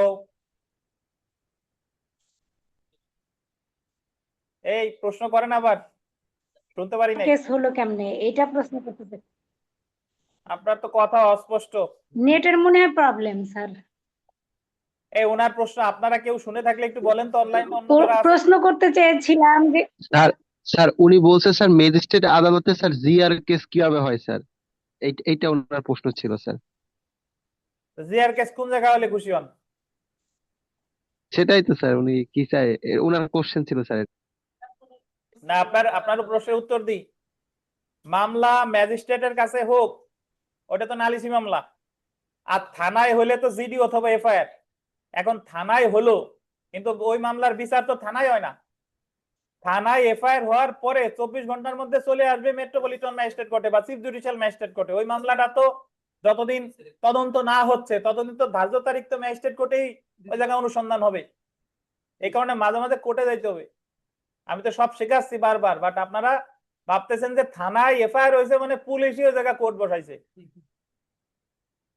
পুলিশ তো পরের কথা, ধর্ষণের মামলা বিএনপি বিচার করতেছে, রিপন মিয়ার, আর তো পুলিশ।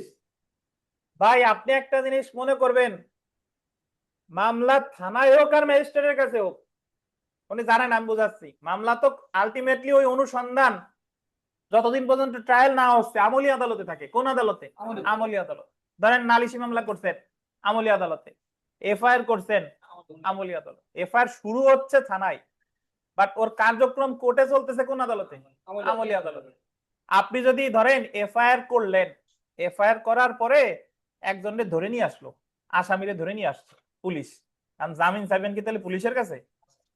জামিন চাইতে পারবেন কোথায়? আমলি আদালত। না স্যার, আমলি আদালত কারা করে? ওই যে 190-তে বলছে অমুক অমুক ম্যাজিস্ট্রেট, কিন্তু তারাও স্যার, যদি জামিন না দেয়। স্যার আমার আরেকটি প্রশ্ন আছে স্যার। স্যার আমার আরেক বলেন বলেন বলেন, দ্রুত বলেন, এই যে এই সকল জিনিস আরো আগে পড়া, বলেন।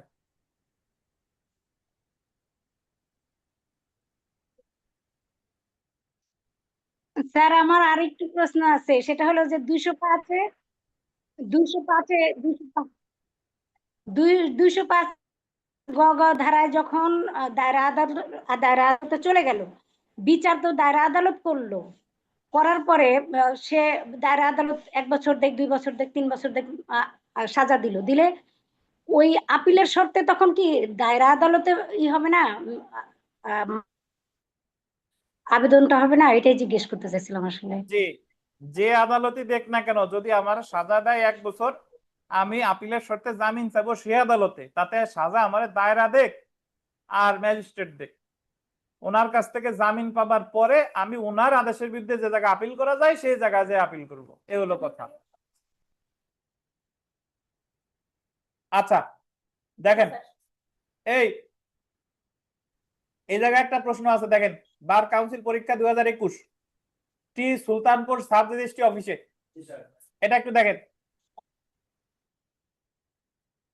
তৈয়ব সুলতানপুর সাব রেজিস্ট্রি অফিসে একটি জাল নামপত্তনের কপি জমা দিয়ে, নামপত্তন অনেকে বুঝেন না, মিউটেশন বললে বুঝেন, জাল নামপত্তনের কপি জমা দিয়ে একটি জমি রেজিস্ট্রি করাকালে সাব রেজিস্ট্রার নামপত্তন সংক্রান্ত কাগজটি জাল মর্মে বুঝতে পারেন। তৈয়ব নামপত্তন মিউটেশন করতে গেছে, সাব রেজিস্ট্রার ধরে ফেলছে এটা একটা জাল দলিল, মানে ওই কাগজটা হচ্ছে জাল। সাব রেজিস্ট্রার এই ঘটনার প্রেক্ষিতে the code of criminal procedure 1898 এর 195C ধারা অনুসারে সংশ্লিষ্ট ম্যাজিস্ট্রেট আদালতে দ্য পেনাল কোড 1860 এর 471 ধারায় নালিশি দরখাস্ত দাখিল করলে আদালতের জায়গায় দাঁড়িয়ে আছে, দাঁড়িয়ে টি করে দেন, টি এর বিরুদ্ধে গ্রেফতারি পরোয়ানা ইস্যুর আদেশ দেন। তাহলে সাব রেজিস্ট্রার তৈয়বের বিরুদ্ধে মামলা করেছে 471 ধারায়। 471 ধারায় কি আছে আমি বলে দিই, দলিল জাল জেনেও ব্যবহার, দলিল জাল জেনেও ব্যবহার। আপনি টি এর নিযুক্ত আইনজীবী হিসেবে পূর্বোক্ত ঘটনায় উল্লেখিত তথ্য বিশ্লেষণ করে কমপক্ষে 4টি আইনানুগ যুক্তি সহ তৈয়বের জামিনের একটি দরখাস্ত প্রস্তুত করুন। এখন 471 ধারায় শাস্তি মাত্র 2 বছর, তাহলে যে সকল অপরাধের শাস্তি 3 বছরের কম, ম্যাক্সিমাম নট অলওয়েজ, মানে অধিকাংশ ক্ষেত্রেই যার শাস্তি 2 বছর বা তার কম, সেইগুলো হলো জামিনযোগ্য অপরাধ। তাহলে এই যে জাল দলিল জেনেও ব্যবহার, এটা একটা কি অপরাধ? জামিনযোগ্য অপরাধ। তাহলে আমি এই জায়গায় জামিন চাইবো কত ধারায় বলেন? 496। কত ধারায়? 496। দেখেন, তাহলে বিজ্ঞ chief metropolitan magistrate court, CR case number এত। এখন যদি বলেন স্যার সিআর কেস নাম্বার তো এই জায়গায় লেখে নাই, এই জায়গায় লেখুক আর না লেখুক, আপনার তো কোন মামলা থেকে এটা সূত্র হয়েছে এটা তো আমার লিখতে হবে, নিজের মতো করেই লিখতে হবে। ধারা 471 দণ্ডবিধি নাকি? আর এই জায়গায় সাব রেজিস্ট্রার ইনি হচ্ছে কি নালিশকারী, বরং টি হচ্ছে আসামি বা কি দরখাস্তকারী। বিষয় স্বেচ্ছায় আত্মসমর্পণ পূর্বক, এটা একটু দেখেন, আমাদের প্রশ্নে কিন্তু বলে নাই যে তারে গ্রেফতার করছে, এই কারণে আমি স্বেচ্ছায় হাজির হয়েছি। আর যদি আমারে বলতো যে আমারে গ্রেফতার করে ফেলছে, তাহলে আমি এই জায়গায় লিখতাম কি, হাজতি আসামির পক্ষে ফৌজদারি কার্যবিধি এত ধারায় দরখাস্ত। বুঝেন কিনা? যদি আমারে ধরে নিয়ে আসতো তাহলে হতাম কি হাজতি, আর যখন আমার এখনো ধরে নাই কিন্তু স্বেচ্ছায় হাজির হয়ে জামিন নিতে আসে তখন স্বেচ্ছায় আত্মসমর্পণ পূর্বক। আর এই ঝামেলা এড়ানোর জন্য যদি কিছুই না লিখতে চান তাহলে লিখবেন আসামি পক্ষে ফৌজদারি কার্যবিধির এত ধারায় জামিনের আবেদন। আসামি পক্ষে ফৌজদারি কার্যবিধির এত ধারায় জামিনের আবেদন। বুঝছেন? এখন আসামি দরখাস্তকারী পক্ষে বিনীত নিবেদন এই যে যা যা মন চায় এই জায়গায় লিখে দিবেন। আসামি নিরপরাধ, এই সেই আইন মান্যকারী ব্যক্তি, জীবনও তার বিরুদ্ধে কোনো মামলা টামলা হয় নাই, সাব রেজিস্ট্রার একেবারে তার বিরুদ্ধে শুধু শুধু এটা করছে, এই সেই যা যা আছে বলে দিবেন। আর একটা এখানে লিগাল যে গ্রাউন্ড আছে সেটা হলো যে 471 ধারার মামলা সাব রেজিস্ট্রার করতে পারবে না। 471 ধারার মামলা করতে পারে সংশ্লিষ্ট ওই যে আপনার দেওয়ানি রাজস্ব বা ফৌজদারি আদালত, দেওয়ানি রাজস্ব বা তো ওই ব্যাখ্যা না যাই, একবার পড়লেই পেরে যাবেন।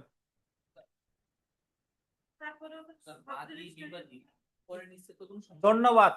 বাদী, বিবাদী, আপিলকারী, প্রতিবাদী এগুলো উপর নিচে কোনো সমস্যা নাই। যে ইকতার সাহেব মনে মনে প্রশ্ন আছে, কি প্রশ্ন আছে বলেন যে দু একটা। 4টি যুক্তি। আসামি সম্পূর্ণ নির্দোষ নিরপরাধ আইন মান্যকারী ব্যক্তি বটে। 1, আসামি এই যে অপরাধটা এটা একটা কি অপরাধ? জামিনযোগ্য অপরাধ, তাই এত ধারার শর্ত বলে জামিন পাওয়ার সে কি হকদার। 2টা তো হয়েই গেছে। এরপরে আসামির বিরুদ্ধে পূর্বের কোন মামলার রেকর্ড নাই, সে একজন আইন মান্যকারী নাগরিক। 3, এরকম 4টা আপনি একবার পড়লেই পেরে যাবেন। বুঝতে পারছেন? আচ্ছা স্যার তখন বলছেন স্যার। হ্যাঁ তপন বলেন। স্যার আমরা তো এই উপরে যে দরখাস্তটা ওখানে নির্দিষ্ট করে দেওয়া আছে যে 471, আর এটা জামিনযোগ্য, কিন্তু তদরূপভাবে অন্য কোনো ধারা যদি প্রয়োগ করে যা আমরা জানি না, তখন স্যার কি হতে পারে স্যার? শুনে ভাই, একজন ভাই বলছে যে স্যার এই জায়গা তো 471 বলে দিছে, আমরা জানছি 471 এর শাস্তি 2 বছর, এখানে জামিনযোগ্য 96-তে, কিন্তু এমন কোন অপরাধ যদি দেয় দেখা গেল আমি জানি না। প্রথমত উত্তর হচ্ছে যে অধিকাংশ ক্ষেত্রে আপনি জানবেন, কারণ আমাদের তো দণ্ডবিধি পড়তে হয়, দণ্ডবিধিতে তো অনেক অপরাধ আমরা জানি। সো যদি আপনার মনে সন্দেহ থাকে এটা কি জামিনযোগ্য নাকি জামিন অযোগ্য, তাহলে আপনি লিখবেন ফৌজদারি কার্যবিধির সংশ্লিষ্ট ধারায় জামিনের আবেদন, বা ওই জায়গায় 496, 497 2 ধারাই একসাথে লিখে দিবেন যে 496, 497 ধারায় জামিনের আবেদন বা সংশ্লিষ্ট ধারায় জামিনের আবেদন। এখন কিছু আমি যদি যে ক্ষেত্রে শনাক্ত করতে পারতেছি না, তাহলে সেই ক্ষেত্রে তো আমার তো শুধু 496 লিখলে দেখা গেল যে আমি 496 লিখছি, বাট ওটা হলো জামিন অযোগ্য। ঠিক আছে, তাহলে এই জায়গায় আমরা 496 অবলিক কত 497 ধারায় জামিনের আবেদন। আপনার তো এই জায়গায় মামলা হয়ে গেছে, নালিশি মামলা যখন হয়ে গেছে তখন আগাম জামিন কেমনে হবে? আপনার বিরুদ্ধে যখন স্পেসিফিক এলিগেশন চলে আসছে তখন আর আপনি আগাম জামিন চাইতে পারবেন না। দেন ওনার মাইক্রোফোন দেন, কি দ্রুত দেন, প্রশ্ন করেন। 98 কথা ছিল, 97 আগে জামিন অযোগ্য, আমি জামিন চাবো, যদি আমাকে জামিন না দেয় 498 আমি হাইকোর্টে দায়রা জজ, তারপরে দায়রা জজ না দিলে হাইকোর্টে জামিন অযোগ্য ধারাতে। তবে দেখা যাচ্ছে স্যার ওই যে আমরা মার্ডার মামলা যেগুলো ওই যে অগ্রিম জামিন নিয়ে আসে, ওরা কি এর কি কোনো বিধিবিধান করে না, ডাইরেক্ট 498 হাইকোর্টে যে জামিন চাই স্যার? এটা তো হাজির হয়নি, কোনো কিছু হয়নি, এই ক্ষেত্রেও কি করে? ধন্যবাদ, ওদের তো এখনো ধরে নাই। তা ওরা 498-তে যদি ধরতো তখন আর আগাম জামিনে কাজ হইতো না। বুঝছি যখন কানে গ্রেফতার করছে। হ্যাঁ বলেন কি প্রশ্ন আছে, বলেন, কনফিউশন দূর করেন, বলেন। 426 ধারার ক্ষেত্রে স্যার যখন জামিনটা চাবো ওখানে কি স্যার ফ্যাক্ট ওরা উল্লেখ করে দিবে যে সে দণ্ডপ্রাপ্ত হয়েছে এতদিন, এরকম কিছু? ধন্যবাদ। জি, আপনারা যদি বলে যে অমুক মামলায় তার এতদিন দণ্ড দিছে, তার পক্ষে জামিনের দরখাস্ত করো। তাইলে আমার যেহেতু দণ্ড আমি পেয়ে গেছি, আমি যদি জানি এটা আপিল যোগ্য, তাহলে আপিল আদালতে করতে হবে 426। আর আমি প্রশ্ন যদি বুঝে পড়ি যে এটা হলে রিভিশন হবে, তাহলে রিভিশন আদালতে জামিন চাইবো কত? 435। বুঝছেন অপূর্ব? জি স্যার। আর স্যার যদি হচ্ছে 1 বছর হইলে সেটাও তো 426-এ যাবে, আর হচ্ছে যে ক্ষেত্রে 1 বছরের বেশি হবে সেটাও তো 426-এর একে মনে সেক্ষেত্রেও হয় স্যার যাবে। 426। জি জি জি জি। জি স্যার, ধন্যবাদ স্যার। তো এখন আমরা 497 যে দরখাস্ত, 96 97 দরখাস্ত হুবহু এক। শুধু ওই জায়গায় আমি আবেদন করছিলাম কততে? 496। ওটা হলো জামিনযোগ্য অপরাধ, আর এটা হলো কত? জামিন অযোগ্য অপরাধ। এবং 497-তে ওই লেখার সিস্টেম হুবহু এক। এই জায়গায় আপনি ওই একবার রিডিং পড়ে ফেলবেন, তাহলে বুঝতে পারবেন। এই জায়গায় যেটা লিখবেন যে আসামি, একটা পয়েন্ট দিয়ে দিবেন যে আসামি অসুস্থ, তারপরে মহিলা, পীড়িত বা অক্ষম। আর এই জামিনের দরখাস্তে আপনি ওইগুলো উল্লেখ করতে পারেন যে ঘটনার দিন সে ছিল না। এইগুলা ডিসচার্জের দরখাস্তে লেখা যায় না, কিন্তু জামিনের দরখাস্তে কি লেখা যায়। বুঝছেন? এবার আমরা একটা মুসাবেদা দেখবো 498 ধারা। 98 দেখলে আমাদের জামিন শেষ হয়ে যায়।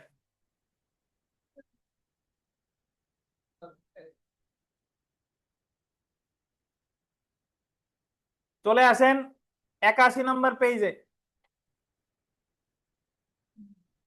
পাইছেন? স্যার, হ্যালো হ্যাঁ স্যার। বলেন বলেন বলেন স্যার, বলেন।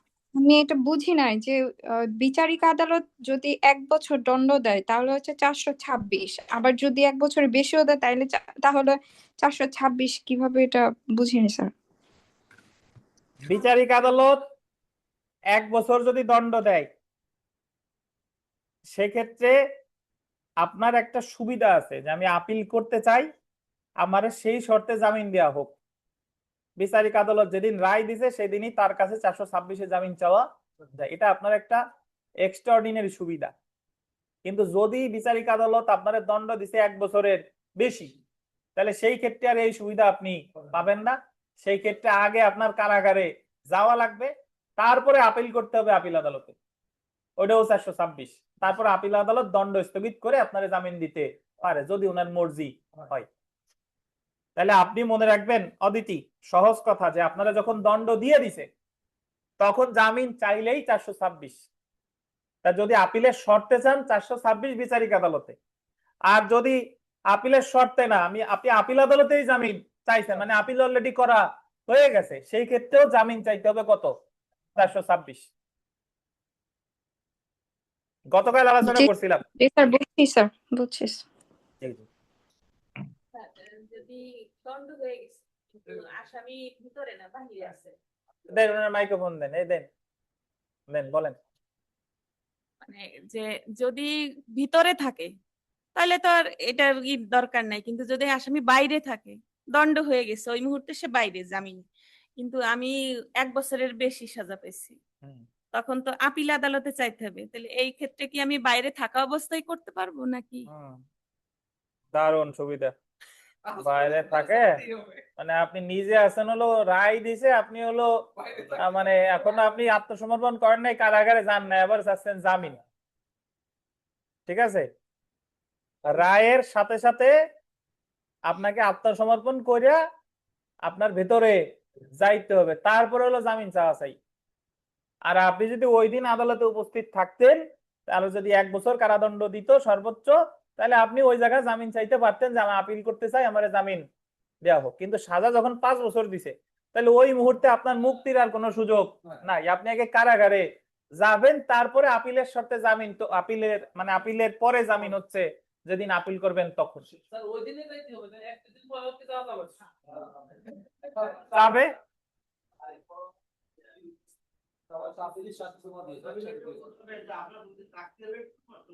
দেখেন, আপনি অনুপস্থিত বা পলাতক আসামি হিসেবে আপিলও করতে পারবেন না, জামিনও করতে পারবেন না, সাফ কথা।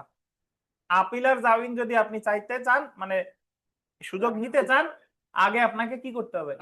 আত্মসমর্পণ করে তারপর চাইতে হবে।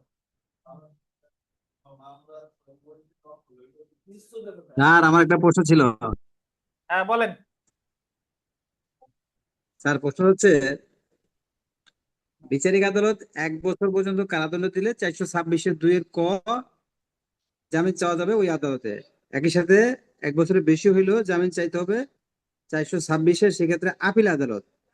এখন আমার প্রশ্ন হচ্ছে স্যার, তাহলে এই যে জামিনযোগ্য আর জামিন অযোগ্য 496-97 চাচ্ছি, এটার সাথে এটার স্যার তুলনা বুঝতে পারিনি স্যার।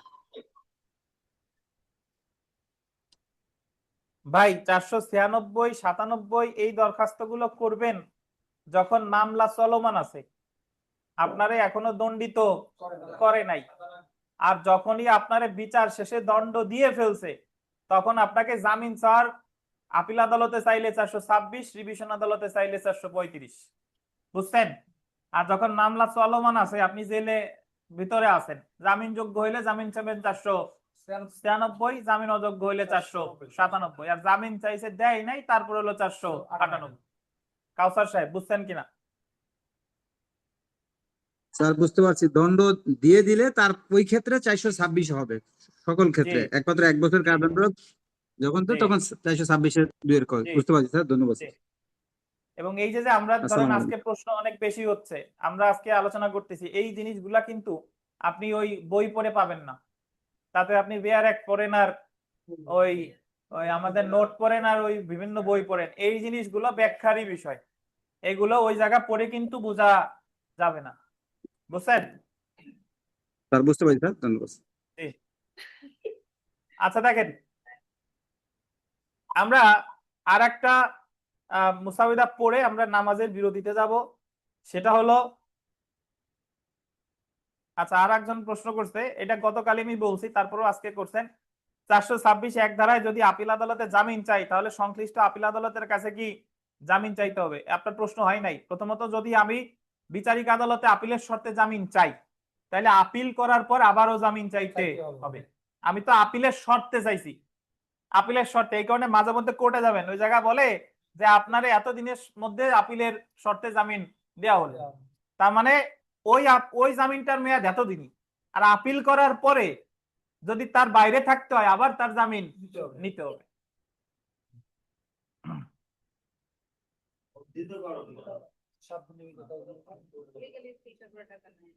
আচ্ছা দেখেন, তো এরপরে আমরা এখানে দেখেন 1860 সনে দণ্ডবিধি 304 ধারায় অভিযুক্ত আসামির জন্য একটি জামিনের দরখাস্ত প্রস্তুত করুন। 304 মানে কি? নিন্দনীয় নরহত্যা, এটা জামিন অযোগ্য অপরাধ।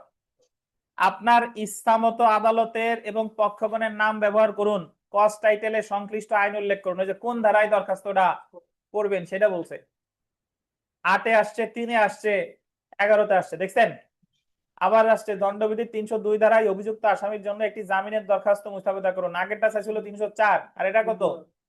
302। দরখাস্তে কজ টাইটেল আইনের সংশ্লিষ্ট ধারা উল্লেখ করুন। এখন এই দরখাস্ত, এই যে দুইটা, এটা আমরা 397-তেও লিখতে পারি, 98-তেও লিখতে পারি। 97-তে লিখলে আমি জামিন চাইবো আমলি আদালতে, বুঝছেন?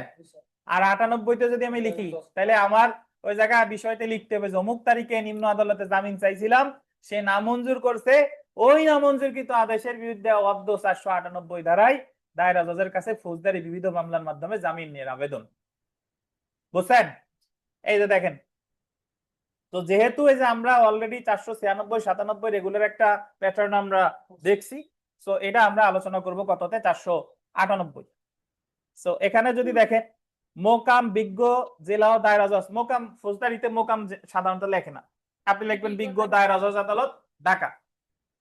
সূত্র ফৌজদারি মিস মামলা নাম্বার বা মিস কেস নাম্বার, এই মিস কেসটা কিন্তু ওই জায়গা ওরা নাম্বার দিবে, ঠিক আছে? উদ্ভূত, এই যে আমি যে মামলাটা আসলো, এই যে মিস কেস, এটা কোন মামলা থেকে উদ্ভূত হয়েছে? সাভার থানার মামলা নাম্বার এত, বা জিয়ার মামলা নাম্বার এত, অর্থাৎ মূল মামলা নাম্বার হলো জিয়ার মামলা নাম্বার এত, সেই মামলায় আমার জামিন দেয় নাই বলেই তো আমি মিস কেস করতে আসছি। কিন্তু অন্য 96, 97 দরখাস্ত গুলোতে কিন্তু এইভাবে লেখা লাগে নাই, দেখছেন? ওই জায়গায় লেখছি সরাসরি। আচ্ছা, কারণ ওইগুলো মিস কেস ছিল না। ধারা 302 দণ্ডবিধি নাকি? মোহাম্মদ আলামিন আসামি দরখাস্তকারী হাজতি, মানে অলরেডি হাজতে আছে, বনাম রাষ্ট্র প্রতিপক্ষ। এখন দেখেন বিষয়, ওই জায়গার বিষয়গুলো ইজি ছিল, ওই জায়গায় জাস্ট লিখছি 496-তে জামিনের আবেদন, 497-তে জামিনের আবেদন। বাট মিস কেসের বিষয়টা জটিল না, মজার না, আপনার শেখার আছে। দেখেন, গত এত তারিখে বিজ্ঞ মহানগর ম্যাজিস্ট্রেট ঢাকা কর্তৃক উত্তর খান থানা মামলা নাম্বার এত অভিযুক্ত আবেদনকারী জামিনের দরখাস্ত নামঞ্জুর করায় উক্ত আদেশের বিরুদ্ধে ফৌজদারি কার্যবিধির এত ধারায় অভিযুক্ত দরখাস্তকারী পক্ষে জামিনের আবেদন। দেখছেন, তাহলে 498-তে আমি 498-তে প্রথম দরখাস্ত না, অলরেডি তো আমার একটা দরখাস্ত তো নামঞ্জুর হয়েছে, সেই দরখাস্তটা কবে নামঞ্জুর হয়েছে তার বিরুদ্ধে 498 ধারায় জামিনের আবেদন, এটা হলো বিষয়। বাট 96-97 বিষয়টা কিন্তু এরকম ছিল না। 96-97 বিষয় কি ছিল? 96 ধারায় জামিনের আবেদন বা 97 ধারায় জামিনের আবেদন। এরপর বাদ বাকি যা আছে দেখেন, আসামি পক্ষের বিনীত নিবেদন এই যে এই যা যা আছে তাই। এটা তো জাস্ট আপনাদের মানে বোঝানোর জন্য, এত বড় তো দরকার নাই।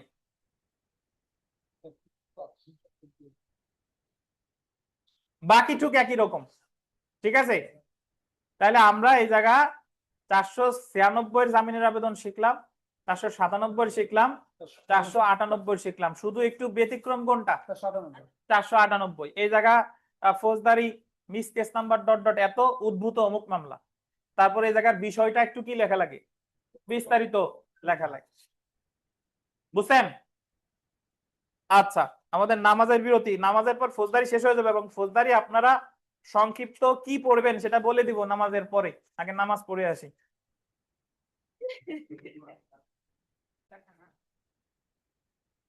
আচ্ছা, বেল বন্ডের টাকা যদি অধিকারে নির্ধারণ করে তাহলে সেটা কমানোর আবেদনও করতে হবে 498। এবং এই আবেদন 498 মানেই দরখাস্ত দুইটা আদালতেই করা যায়, এক হলো দায়ের আদালত আর একটা হলো হাইকোর্ট। আর বেল বন্ডের টাকা কমানোর যেটা, এটা ফৌজদারি বিবিধ মামলা না, এটা এমনিতেই। বুঝছেন? তো আগাম জামিন যেটা, সেটাও কিন্তু ফৌজদারি বিবিধ মামলা। তারপরে জামিন না দিলে যেটা চাচ্ছেন সেটাও কি ফৌজদারি বিবিধ মামলা। কিন্তু 498 ধারায় যেটা আমি বেল বন্ডের টাকা, জামানতের টাকা কমানোর আবেদন করতেছি, এটা বিবিধ মামলা না। তো এই যে দেখেন, বিজ্ঞ মহানগর দায়রা জজ আদালত সূত্র অমুক ধারা এই রাষ্ট্রবাদী বনাম আলামিন আসামি বা আবেদনকারী। বিষয় পার নাই 83 পেজে। বিষয় ফৌজদারি কার্যবিধি 498 ধারায় বেল বন্ডের জন্য আদালত কর্তৃক ধার্যকৃত যুক্তিযুক্তভাবে ধার্যকৃত অর্থ কমানোর জন্য আবেদন। তো তাহলে কমানোর আবেদনে এই জায়গা যে কথা বলছে যে আসামি নির্দোষ, আইনের প্রতি শ্রদ্ধাশীল, তারপরে অমুক তারিখে মামলা হওয়ার পরে তারে গ্রেফতার করছে, গ্রেফতারের পরে তার এত টাকার বন্ডে জামিন দিছে, এখন জামিনদার যিনি তার এত টাকা দেওয়ার সামর্থ্য নাই, তো এজন্য সে এটা কমানোর আবেদন করছে। এ হলো 498, একবার পড়লেই পারবেন। এবং এখানে একটা দরখাস্ত নাই, ধরেন আগাম জামিনের কোনো মুসাবিদার জায়গা নাই, বাট আগাম জামিনের মুসাবিদা যদি আসে ওই 96-97 যেভাবে লিখছেন সেইভাবে, মানে বিজ্ঞ দায়রা জজ আদালত সূত্র অমুক নাম্বার মামলা, তারপরে আপনি লিখবেন যে ধারা এত, তারপরে বাদী বিবাদীর নাম লিখলেন, বিষয় কি লিখবেন এই 498 ধারায় আগাম জামিনের আবেদন, এবং ওই জায়গা দিয়ে দিবেন আসামি একজন ওই ন্যায়পরায়ণ, আইন মান্যকারী, শ্রদ্ধাশীল এবং সমাজসেবক, তার বিরুদ্ধে কোনো মামলা টামলা পূর্বে নাই, কিন্তু পূর্ব শত্রুতার জের ধরে তার বিরুদ্ধে মামলা হয়েছে এবং তিনি আশঙ্কা করতেছেন রাজনৈতিকভাবে তাকে হেয় প্রতিপন্ন করার জন্য যে কোনো সময় তাকে গ্রেফতার করা হতে পারে। তাই উপরোক্ত কারণসমূহ বিবেচনা করে তাকে আগাম জামিন দিতে কি হয়, বলতে হয়। দরখাস্ত আপনি এই পরিমাণ আমরা শিখছি, আপনি কোনোটা পারেন আর না পারেন কিভাবে লেখা উচিত এটা তো আপনি ওই জায়গা শুরু করে কিছু তো লিখে আসতে পারবেন ইনশাল্লাহ।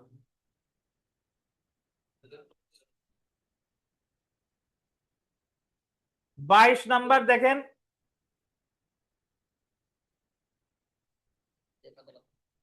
এক আদালত হতে অন্য আদালতে মামলা স্থানান্তরের ক্ষেত্রে হাইকোর্ট বিভাগ কি কি বিষয় বিবেচনা নিয়ে থাকে, এটা দরকার নাই, বাদ দিয়ে দেন, সমস্যা নাই। ওই ডিসকাউন্ট বলতে এটা আমি জাস্ট একটু থিওরিটা শিখিয়ে দিই যে যে কোনো ম্যাজিস্ট্রেটের মামলা আপনি যদি ট্রান্সফার করতে চান তাহলে আবেদন করতে হবে ম্যাজিস্ট্রেটের হেড যে তার কাছে। তাহলে ম্যাজিস্ট্রেটের হেড কে? চিফ জুডিশিয়াল, চিফ স্যারের কাছে। স্বয়ং চিফ স্যারের মামলা যদি ট্রান্সফার করতে চান তাহলে ওনার হেড কে? দায়রা জজ, দায়রা জজের কাছে। যদি অতিরিক্ত দায়রা জজ ইনাদের মামলা ট্রান্সফার করতে চান, না, অতিরিক্ত দায়রা জজ বা যুগ্ম দায়রা জজ ইনাদের মামলা ট্রান্সফার করতে হলে দায়রা জজ, আর দায়রা জজটা ট্রান্সফার করতে হলে হাইকোর্ট। মানে নরমালি দ্বিতীয় তৃতীয় আপিল করে চিফ স্যারের কাছে, প্রথম শ্রেণী আপিল করে দায়রা জজ। বাট ট্রান্সফারের ক্ষেত্রে দ্বিতীয় হোক, তৃতীয় হোক, প্রথম হোক, সকল ম্যাজিস্ট্রেটের মামলা ট্রান্সফারের আবেদন করতে হবে কাকে? চিফ স্যারের কাছে। বুঝছেন? আর ভিন্ন ডিস্ট্রিক্ট হইলেই চলে যাবে কোথায়? হাইকোর্ট। বাট আপনাদের ভিন্ন ডিস্ট্রিক্টে আসবে না, আর এই ট্রান্সফারের প্রশ্ন আসার খুব বেশি সম্ভাবনা নাই। তারপরেও যদি আসে আপনারা প্রিলির এই অংশটুকু পারলে একটু দেখে নিয়েন। আপিল বিভাগ কর্তৃক মামলা স্থানান্তর ক্ষমতা আসে হলো 525 ক। আপিল বিভাগ এর কাছে কোন মামলা স্থানান্তর আবেদন করবে? হাইকোর্টের। হাইকোর্ট কর্তৃক মামলা স্থানান্তর ক্ষমতা হলো 526। কোন মামলা? ওনার নিচের যে কোনো আদালতের যে মামলা, মানে সারা বাংলাদেশের যে কোনো মামলা। আর দায়রা আদালত কর্তৃক মামলা স্থানান্তরের ক্ষমতা 526 খ, আর দায়রা আদালত কর্তৃক প্রত্যাহার 528 এক। সো এটা বেশি গুরুত্বপূর্ণ না, এতটুকু মনে রাখলেই হবে। উন্মাদ আসামির বিচারের ক্ষেত্রে দায়রা আদালতের করণীয় কি? খুব ছোট্ট জিনিস, যদি 5 মার্কের দিয়ে দেয় আফসোস যাতে না করতে হয়। একবার দেখে নিব যে উন্মাদ যে আসামি তারা বলে লুনাটিক। এই লুনাটিক আসামির বিচার পদ্ধতি বলছে ফৌজদারি কার্যবিধির 34তম অধ্যায়ে আর ধারা 464 থেকে কত? 475। এবং এখানে ম্যাজিস্ট্রেট আদালত উন্মাদ আসামিরে পরীক্ষা করবে 464 ধারায়, সিভিল সার্জন বা মেডিকেল অফিসারকে দিয়ে, এবং মামলার কার্যক্রম কি রাখবে? স্থগিত রাখবে। সেম কাজ দায়রা আদালত করবে 465 ধারায়। কারে দিয়ে পরীক্ষা করাবে? সিভিল সার্জন অথবা মেডিকেল অফিসার, এবং মামলার কার্যক্রম কি রাখবে? স্থগিত করবে। তাহলে আপনি যদি কোনো মামলায় বলেন যে ইওর অনার আমার যিনি আসামি ইনি হলেন উন্মাদ, মানসিক অপ্রকৃতস্থ, আপনার কথা শোনার সাথে সাথে কিন্তু আদালত বিশ্বাস করবে না। ম্যাজিস্ট্রেট আদালত যদি হয় পরীক্ষা করাবে কাকে দিয়ে? সিভিল সার্জন বা মেডিকেল অফিসারকে দিয়ে 464, এবং মামলার কার্যক্রম কি রাখবে? স্থগিত। দায়রা আদালত যদি হয় পরীক্ষা করাবে ওই সিভিল সার্জন অথবা কে? মেডিকেল অফিসার, এবং ইয়া করবে কততে? স্থগিত করবে ওই 465। 466 দেখেন, উন্মাদ ব্যক্তিকে মুক্তি প্রদান, মানে মামলার কার্যক্রম তো স্থগিত করলো, ধরা সিভিল সার্জন রিপোর্ট দিলে আসলেই সে উন্মাদ, তাহলে জামিন সহ বা জামিন ব্যতীত মুক্তি দিবে কত ধারায়? 466। এবং একেবারে সবশেষে 470 ধারায় দেখা গেল সে এখনো উন্মাদ আছে, তার কোনো কি হয় নাই, মানে মানসিক ভাবে কোনো উন্নতি হয় নাই, তখন তার মামলার কার্যক্রম থেকে খালাস দিবে কত ধারায়? 470। আপনি 4টা ধারা যদি মনে রাখেন ওই মুহূর্তে অনেক কথা নিজের মতো করে লেখা যাবে। ম্যাজিস্ট্রেট পরীক্ষা করবে 464, দায়রা আদালত পরীক্ষা করবে 465, জামিন সহ বা জামিন ব্যতীত মুক্তি দিবে 466, আর খালাস দিবে 470। ঠিক আছে? কখন কোন কোন অবস্থায় দুষ্কর্মের সহযোগীরা ক্ষমা করতে পারে, আজকে ওই যে ওই সমস্যার ওই সময় আলোচনা করছিলাম, তো এই জন্য এক্সট্রা এখানে আলোচনা করলাম না, একবার চোখ বুলাই যায়।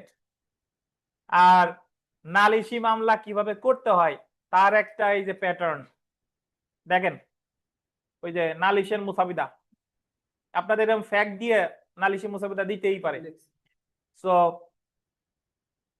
এই জায়গায় কিন্তু সকলের ধারা এক আসবে না। ধরেন এই জায়গায় একটা ফ্যাক্ট দিয়ে দিছে, আশরাফুল পড়েন, জোরে পড়েন, এইটা কই, মাইক্রোফোনটা কই দেন তো, আশরাফুল দেন, পড়েন নালিশি দরখাস্তের মুসাবিদা, ওই যে 15(2) পান নাই? এই যে 15(2), এই যে এই যে 15(2) নালিশি দরখাস্তের মুসাবিদা করুন 15/2/2023 তারিখ সকাল 10 ঘটিকায় এক্স তার বন্ধু PQOR এর ঠিক আছে, বলেন। সাথে স্থানীয় বাজারে যাওয়ার পথে সদর থানাধীন রাজপুর নামক স্থানে Y ও Z তাদেরকে আটক করছে। 30,000 টাকা হুম চাঁদা দাবি করেন হুম এবং প্রাণনাশের হুমকি দেন। জি হঠাৎ NYO হুম ZX কে হুম এলোপাতাড়ি ঘুষি মারতে থাকেন। হুম M রাস্তার পাশে চায়ের দোকান থেকে হুম ফুটন্ত পানি এনে হুম। X এর শরীরে ঢেলে দেন। হুম X মারাত্মক আহত হন। হুম এই ঘটনায় দ্য পেনাল কোড 1860 অনুসারে হুম প্রত্যেক আসামির ফৌজদারি দায় নিরূপণ পূর্বক হুম একটি নালিশি প্রস্তুত করুন। হুম। এখন শুনেন, নালিশ প্রস্তুত করুন মানে শেয়ার মামলা, বুঝছেন? তো এখন এই মামলায় এক্স তার বন্ধু PQR, এক্স হলো ভিকটিম আর PQR হলো এই জায়গায় সাক্ষী হবে, বুঝছেন? আর তাদেরকে এই অত্যাচার করছে NYZ আর M। তার মধ্যে যে NYZ এরা হলো এলোপাথারি ঘুষি দিছে, আর YRZ চাঁদা দাবি করছে আর প্রাণনাশের কি দিছে, হুমকি দিছে। আর M রাস্তার পাশের চায়ের দোকান থেকে ফুটন্ত পানি এনে এক্স এর গায়ে ঢেলে দিছে। এখন আপনারা বলেন যে স্যার ধারাই তো পারি না শনাক্ত করতে, কেন পারবেন না? আপনি কি প্রিলি পাস করেন নাই? এই জায়গা যা ঠিক ধরেন, আপনারা যে কোনো একটা ঘটনা নিয়ে আপনি যদি কোনো আইনজীবীর কাছে যান, 5 জন আইনজীবীর কাছে গেলে 5 জন আইনজীবী 5 ভাবে মামলা সাজাবে, হত্যা মামলা ছাড়া। যে কোনো ঘটনা যে আইনজীবীর কাছে গেলে দেখবেন যে কোনো আইনজীবী ধারা কম দিছে, কোনো আইনজীবী ধারা কি বেশি দিছে, ওই মামলা যেভাবে লিখবে। সো আপনি এই জায়গার ধারা যা থাক বা না থাক, আপনি কি কি ধারা উল্লেখ করতে পারেন? ধরে তারা আটক করছে বেআইনি বাধা 441, 341 সরি, তারপরে চাঁদা দাবি করে, চাঁদা দাবি করছে শুধু নাকি, ওই যে আপনার 85 বা প্রাণনাশের হুমকি দিছে 506, তারপরে এলোপাতাড়ি ঘুষি মারে 323, তারপরে ফুটন্ত গরম পানি ঢেলে দিছে 326। আপনি সব যে সঠিক হওয়া লাগবে তা না, আপনি আপনার ইচ্ছা মতো কতগুলো ধারা এই জায়গা কি দিয়ে নিবেন। তারপরে দেখেন আমরা এটা লিখবো কিভাবে।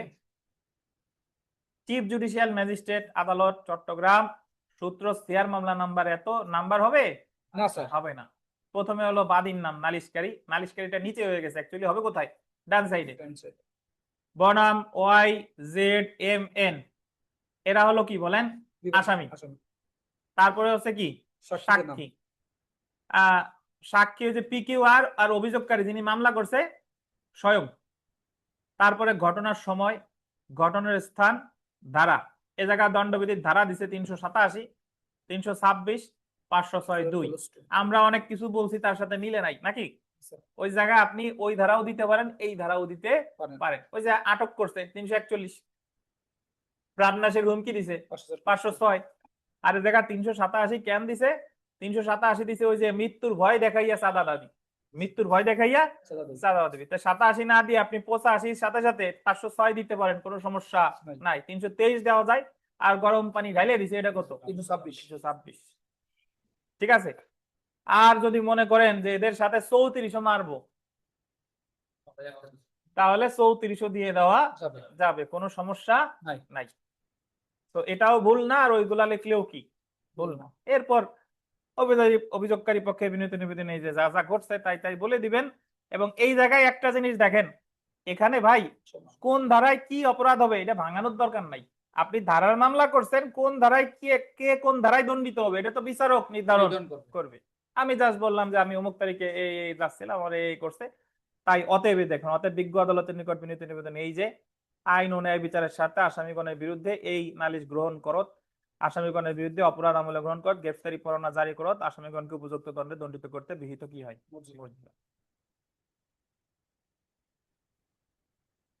সংযুক্তি দিয়ে দেবেন, সংযুক্তি 5 মার্ক।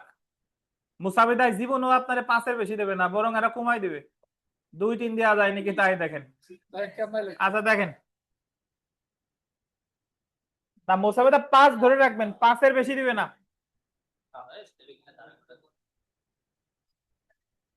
দেখেন সংযুক্তি,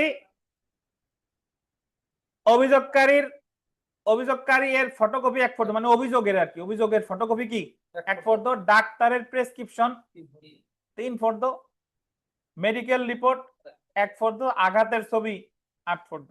সংযুক্তি দেন না দেন সমস্যা নাই, ইতিতাং দিয়েন। সাধারণ ডায়েরি জিডি বিস্তারিত পড়বো না, যদি আমলযোগ্য অপরাধ হতো তাহলে করতাম এফআইআর, আর আমল অযোগ্য হইলে জিডি। বরাবর অফিসার ইনচার্জ মুগদা থানা ডিএমপি ঢাকা বিষয়ে সাধারণ ডায়েরিভুক্তের জন্য আবেদন জনাব যথাযথ সম্মানপূর্বক বিনীত নিবেদন এই যে আমি নিম্ন স্বাক্ষরকারী শ্রী গৌরসীমা দাস পিতা অমুক থানা অমুক ঢাকা এই মর্মে জানাচ্ছি যে, আগে নিজের পরিচয় দিলেন, তারপরে এই মর্মে জানাচ্ছি যে বিবাদী 1 2 3 4 5 6 সহ আরো এত আছে, অজ্ঞাতনামা এতজন যুবক লোকজন নিয়ে এত তারিখ এত ঘটার সময় এই ঘটনা ঘটাইছে, তাই তাদের বিরুদ্ধে আইনানুগ পদক্ষেপ গ্রহণ করা একান্ত আবশ্যক। নিবেদক গৌরী শ্যামাপ্রসাদ গৌর শ্যামা দাস, যা যা আছে ঠিকানা তাই সেম ভাবে আমরা লিখবো এজাহার, শুধু ওই জিডির ভিতরে ঘটনাটা ছিল আমল অযোগ্য আর এটা হচ্ছে আমল যোগ্য। তো আগে নিজের পরিচয়, তারপরে এই মর্মে অভিযোগ জানাচ্ছি যে বা এই মর্মে এজাহার দায়ের করে দিছি যে। পয়েন্ট পয়েন্ট দিয়ে লিখলেও সমস্যা নাই, এইভাবে লিখলেও সমস্যা নাই, বুঝছেন? এবং আমরা যদি এখানে সব শেষের প্রশ্নটা দেখি যে কোয়াশমেন্ট কি, কোয়াশমেন্ট 561 এতে ফৌজদারি কার্যবিধির 561 ক ধারায় 61 ক ধারায় ইনহেরেন্ট পাওয়ার নিয়ে আলোচনা করছে। এই ক্ষমতাটা শুধু আছে কার? হাইকোর্ট ডিভিশনের।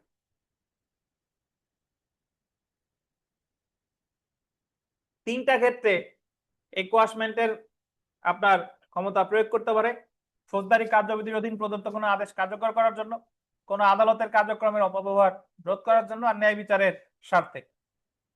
তো আমাদের এই জায়গা যা আছে একবার রিডিং পড়লে পেরে যাবেন।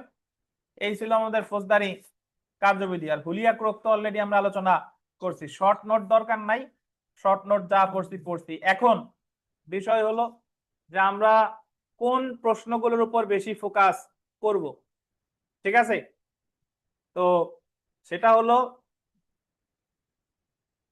আমাদের এখানকার সাজেশন দেখেন, আমি আবারও বলে রাখি এখান থেকে যে হুবহু আসবে বিষয়টা তা না, কিন্তু এই রিলেটেড ধারা থেকে প্রশ্ন হওয়ার সম্ভাবনা আছে। 5 নাম্বার,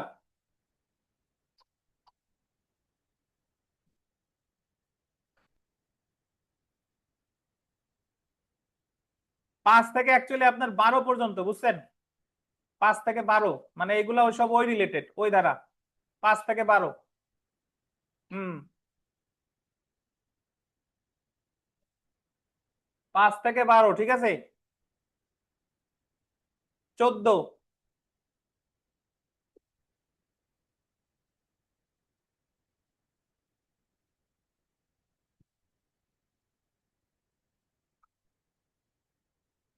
উনিশ 20 21 আর নাই এগুলা। 14, 19, 20, 21।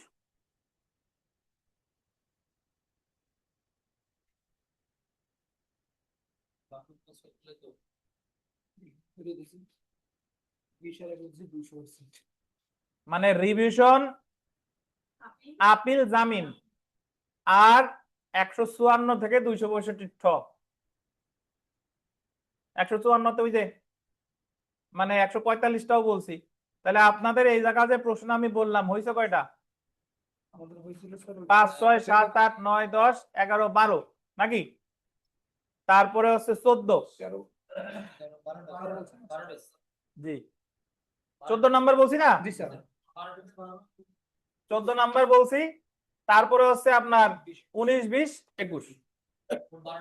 হ্যাঁ 12টা হইলেও অ্যাকচুয়ালি এই জায়গায় আরো কম আছে, কারণ ওই যে আপনার পুলিশি তদন্ত, ওই জায়গায় পুলিশ ডায়েরি কি এই সেই অনেক কিছু আছে। যদি এইগুলা ভালোভাবে পড়েন আশা করি ইনশাল্লাহ এখান থেকে একটা বাধার সম্ভাবনা আছে ইনশাল্লাহ।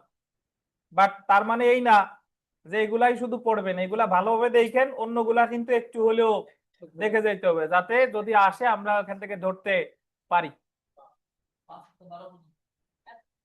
5 থেকে 12, তারপরে হলো 14, 19 20 21।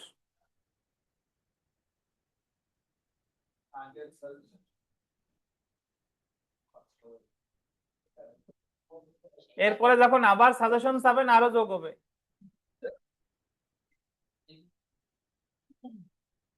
আমি কি প্রশ্নকর্তা? আমি তো আপনার ধারণা দিতে পারি। এখন আমি আপনারে 5টা বললাম, আপনি ওই 5টা ভরে গেলেন, পরে হলে আসলো না, তারপরে কি করবেন?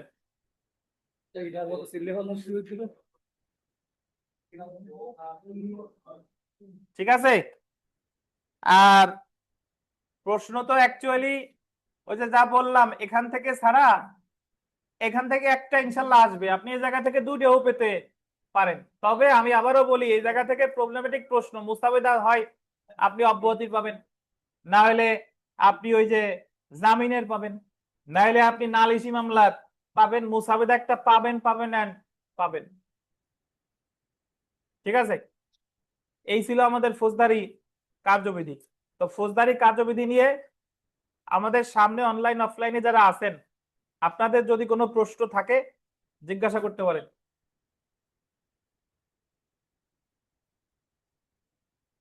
হবে ক্লাস হবে, আর একটু হবে, পড়বো না কেন?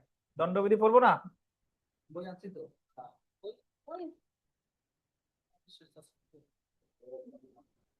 যে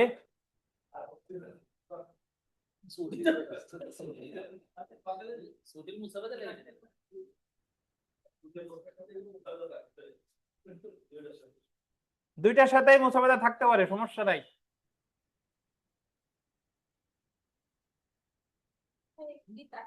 তো কোনো প্রশ্ন আছে ফৌজদারি নিয়ে? বলেন, কোনো সমস্যা, কোনো প্রশ্ন?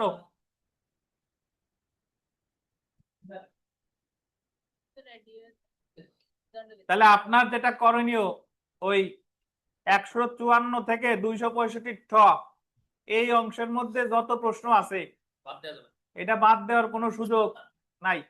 ওই যে এফআইআর থেকে শুরু করে আমি যদি বলি, দেখেন 154-তে তো ওই যে এফআইআর, 155-তে হলো আমল অযোগ্য অপজিটি, 156-তে হলো এফআইআর ক্ষেত্রে তদন্ত, 57-তে হলো সন্দেহের ক্ষেত্রে আপনার গ্রেফতার, 58-59 আমরা করি নাই। 60-এ আছে কি? 60-এ আছে হলো তলব, তদন্তকারী কর্মকর্তা তলব।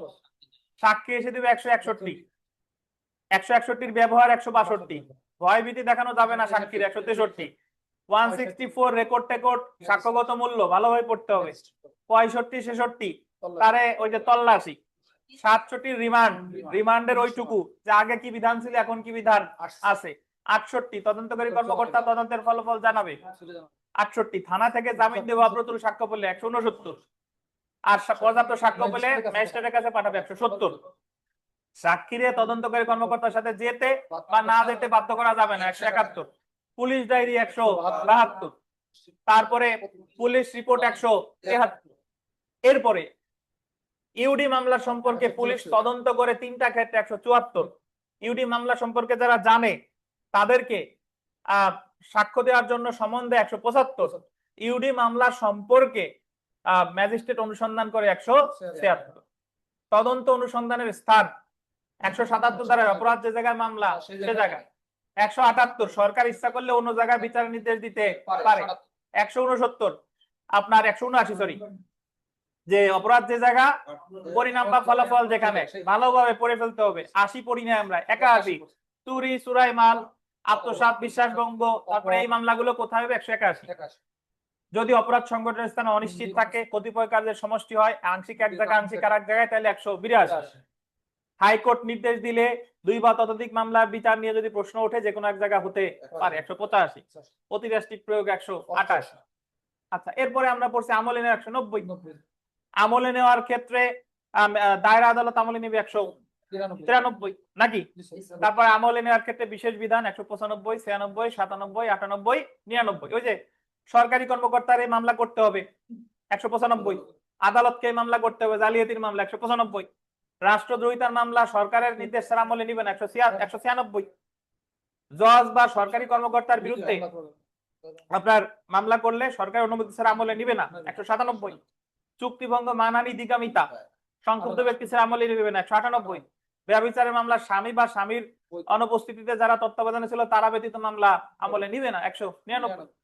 এরপরে ভাই সিআর মামলা দায়ের করে 200 ধারা, তারপরে এখানে পড়তে হবে 200 ধারায় কখন জবানবন্দি নেওয়া বাধ্যতামূলক, কখন জবানবন্দি নেওয়া বাধ্যতামূলক না, নালিশ ফেরত দিবে 201, তদন্ত অনুসন্ধান 202, মামলা খারিজ 203, প্রসেস ফি না দিলে খারিজ 204 নাকি? আর ব্যক্তিগত হাজিরা থেকে অব্যাহতি 205, আর একই বিষয় নিয়ে দুইটা মামলা হলে 205D 205। তারপরে দেখেন 206 থেকে 220 পর্যন্ত কিন্তু ধারা নাই, আছে নাই। এরপরে চার্জের প্রশ্ন যদিও আমি আপনাদের এখানে বলি নাই, বা চার্জ তো আমরা কিছু তো পারি। চার্জের ক্ষেত্রে এক পক্ষ যেটা দাবি করে অপর পক্ষ যেটা অস্বীকার করে সেটার উপর ভিত্তি করে চার্জ গঠিত হয়। একটা মামলার যে কোনো পর্যায়ে 227 ধারা অনুসারে চার্জ পরিবর্তিত হতে পারে। চার্জ পরিবর্তনের বিরুদ্ধে প্রতিকার কি? রিভিশন। চার্জে ভুলের পরিণতি আছে 225 আর 232। ভুল থাকলে, টুকটাক ভুল থাকলে কোনো সমস্যা নাই 225, আর যদি গুরুতর ভুল থাকে ন্যায় বিচার ব্যাহত হয় গুরুতর বলে বিবেচিত হবে 232। ওই যে খোদা বক্স, আয়দার বক্স মনে আছে? আচ্ছা, আর পৃথক পৃথক অপরাধের জন্য পৃথক চার্জ 233, 233 এর ব্যতিক্রম 234, 235, 236, 239। একজন ব্যক্তি অনধিক একই ধরনের 3টা অপরাধ 12 মাসের মধ্যে করলে একসাথে বিচার করা যাবে 34। একই কাজের অংশ হিসেবে একাধিক অপরাধ করলে বিচার করা যাবে 235 এর 1। অপরাধ কাজ হইছে একটা বা দুই বা ততোধিক অপরাধের মধ্যে পড়ে একসাথে দুই ধারায় বিচার করা যাবে 235 এর 2। যদি সন্দেহ থাকে বিচারের ক্ষেত্রে অল্টারনেটিভ চার্জ গঠন করা যাবে 236। কতিপয় ব্যক্তিদের যৌথভাবে বিচার করা যাবে 239 নাকি?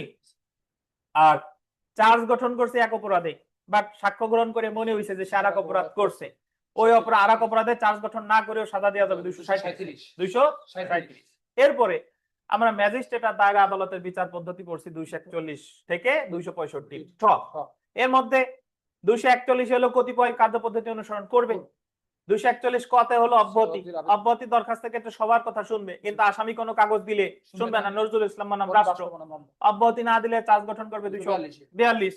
গিলটি প্লিটে দণ্ড দিবে 243, দিতে বাধ্য না।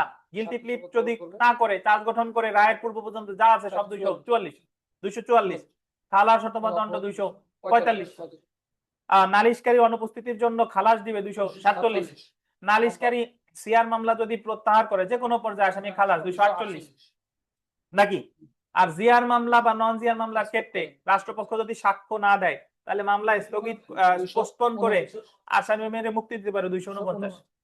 মিথ্যা তথ্য মামলার ক্ষেত্রে পরিণতি 250 নাকি? আর আমরা যদি দায়রা আদালতে আসি, দায়রা আদালতের ক্ষেত্রে রাষ্ট্রপক্ষে দায়রা আদালতে পিপি মামলা পরিচালনা করবে 265 ক। পিপি সবার আগে বক্তব্য শুরু করবে 265 ক। দায়রা আদালতে অব্যাহতি 265 গ। দায়রা আদালতে চার্জ গঠন করবে 265 গ। দায়রা আদালতে আপনার গিলটি প্লিট করবে 265 উ। দায়রা আদালতে সাক্ষ্য গ্রহণের দিন নির্ধারণ করবে চ। দায়রা আদালতে সাক্ষ্য গ্রহণ করবে 265 ছ। দায়রা আদালত আসামি না শুনে খালাস দিবে 265 বর্গীয় জ। দায়রা আদালত খালাস যদি জতে না দেয় আসামির আত্মপক্ষ সমর্থনের সুযোগ দিবে 265 জ। দায়রা আদালত যুক্তি তর্ক শুনবে 265 ইও। আর দায়রা আদালত আপনার খালাস অথবা দণ্ড দিবে 265 ট। এই তো, এই যুগ যদি করতে পারেন বিস্তারিত আল্লাহর রহমতে এখান থেকে একটা প্রশ্ন পাবেন ইনশাআল্লাহ, মন বলে। বুঝছেন? এখন তার মানে আবার ধরেন না যে এই পড়বেন আর কিছু পড়বেন না। আচ্ছা, এখন একজন জিজ্ঞেস করছে স্যার এর মধ্যে দিয়ে মুসাবিদা গুরুত্বপূর্ণ কি? মুসাবিদা তো সবই এর ভিতরে, খালি আপিল ডিভিশন আর জামিন ছাড়া। অব্যাহতির মুসাবিদা, মূল মামলার মুসাবিদা, নারাজি, এই তো সব এর ভিতরেই আছে। আর বাইরের ভিতরে কি থাকলো? আপিল।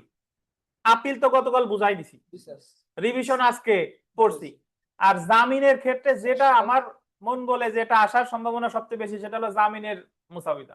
একটা ফ্যাক্ট দিয়ে দিবে, জামিনের দরখাস্ত করো, এই আর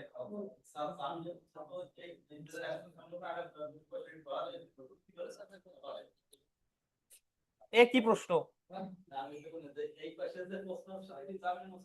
কে পারবে না কেন? কোন প্রশ্নের সাথে কোন প্রশ্ন মিলাই দেবে এমন কোন কথা আছে? আপনারে এক অংশ দিছে, দেখা গেল যে পুলিশ তদন্তের ক্ষেত্রে অসীম ক্ষমতা প্রয়োগ করে, এটা দিছে 10, আর এর সাথে জামিনের দরখাস্তটা দিয়ে দিছে 5। আপনি এমন ভাববেন না যে টপিক নিলে প্রশ্ন থাকবে, একটা থাকবে এক দেশের আর একটা থাকবে আর এক দেশের। বুঝছেন? তো এই হলো কথা। ভালো থাকবেন। আজকে আর পড়াইলাম না, যান। আগামীকাল সকালে চলে আসেন, আমরা দণ্ডবিধি শুরু করব। দণ্ডবিধি খুব দ্রুত শেষ করে দিব, বাকি সাবজেক্টটা তো শেষ করতে হবে। আর যা যা বললাম এগুলা ভালোভাবে বারবার রিডিং করেন, বারবার দেখেন। আল্লাহ হাফেজ, আসসালামু আলাইকুম।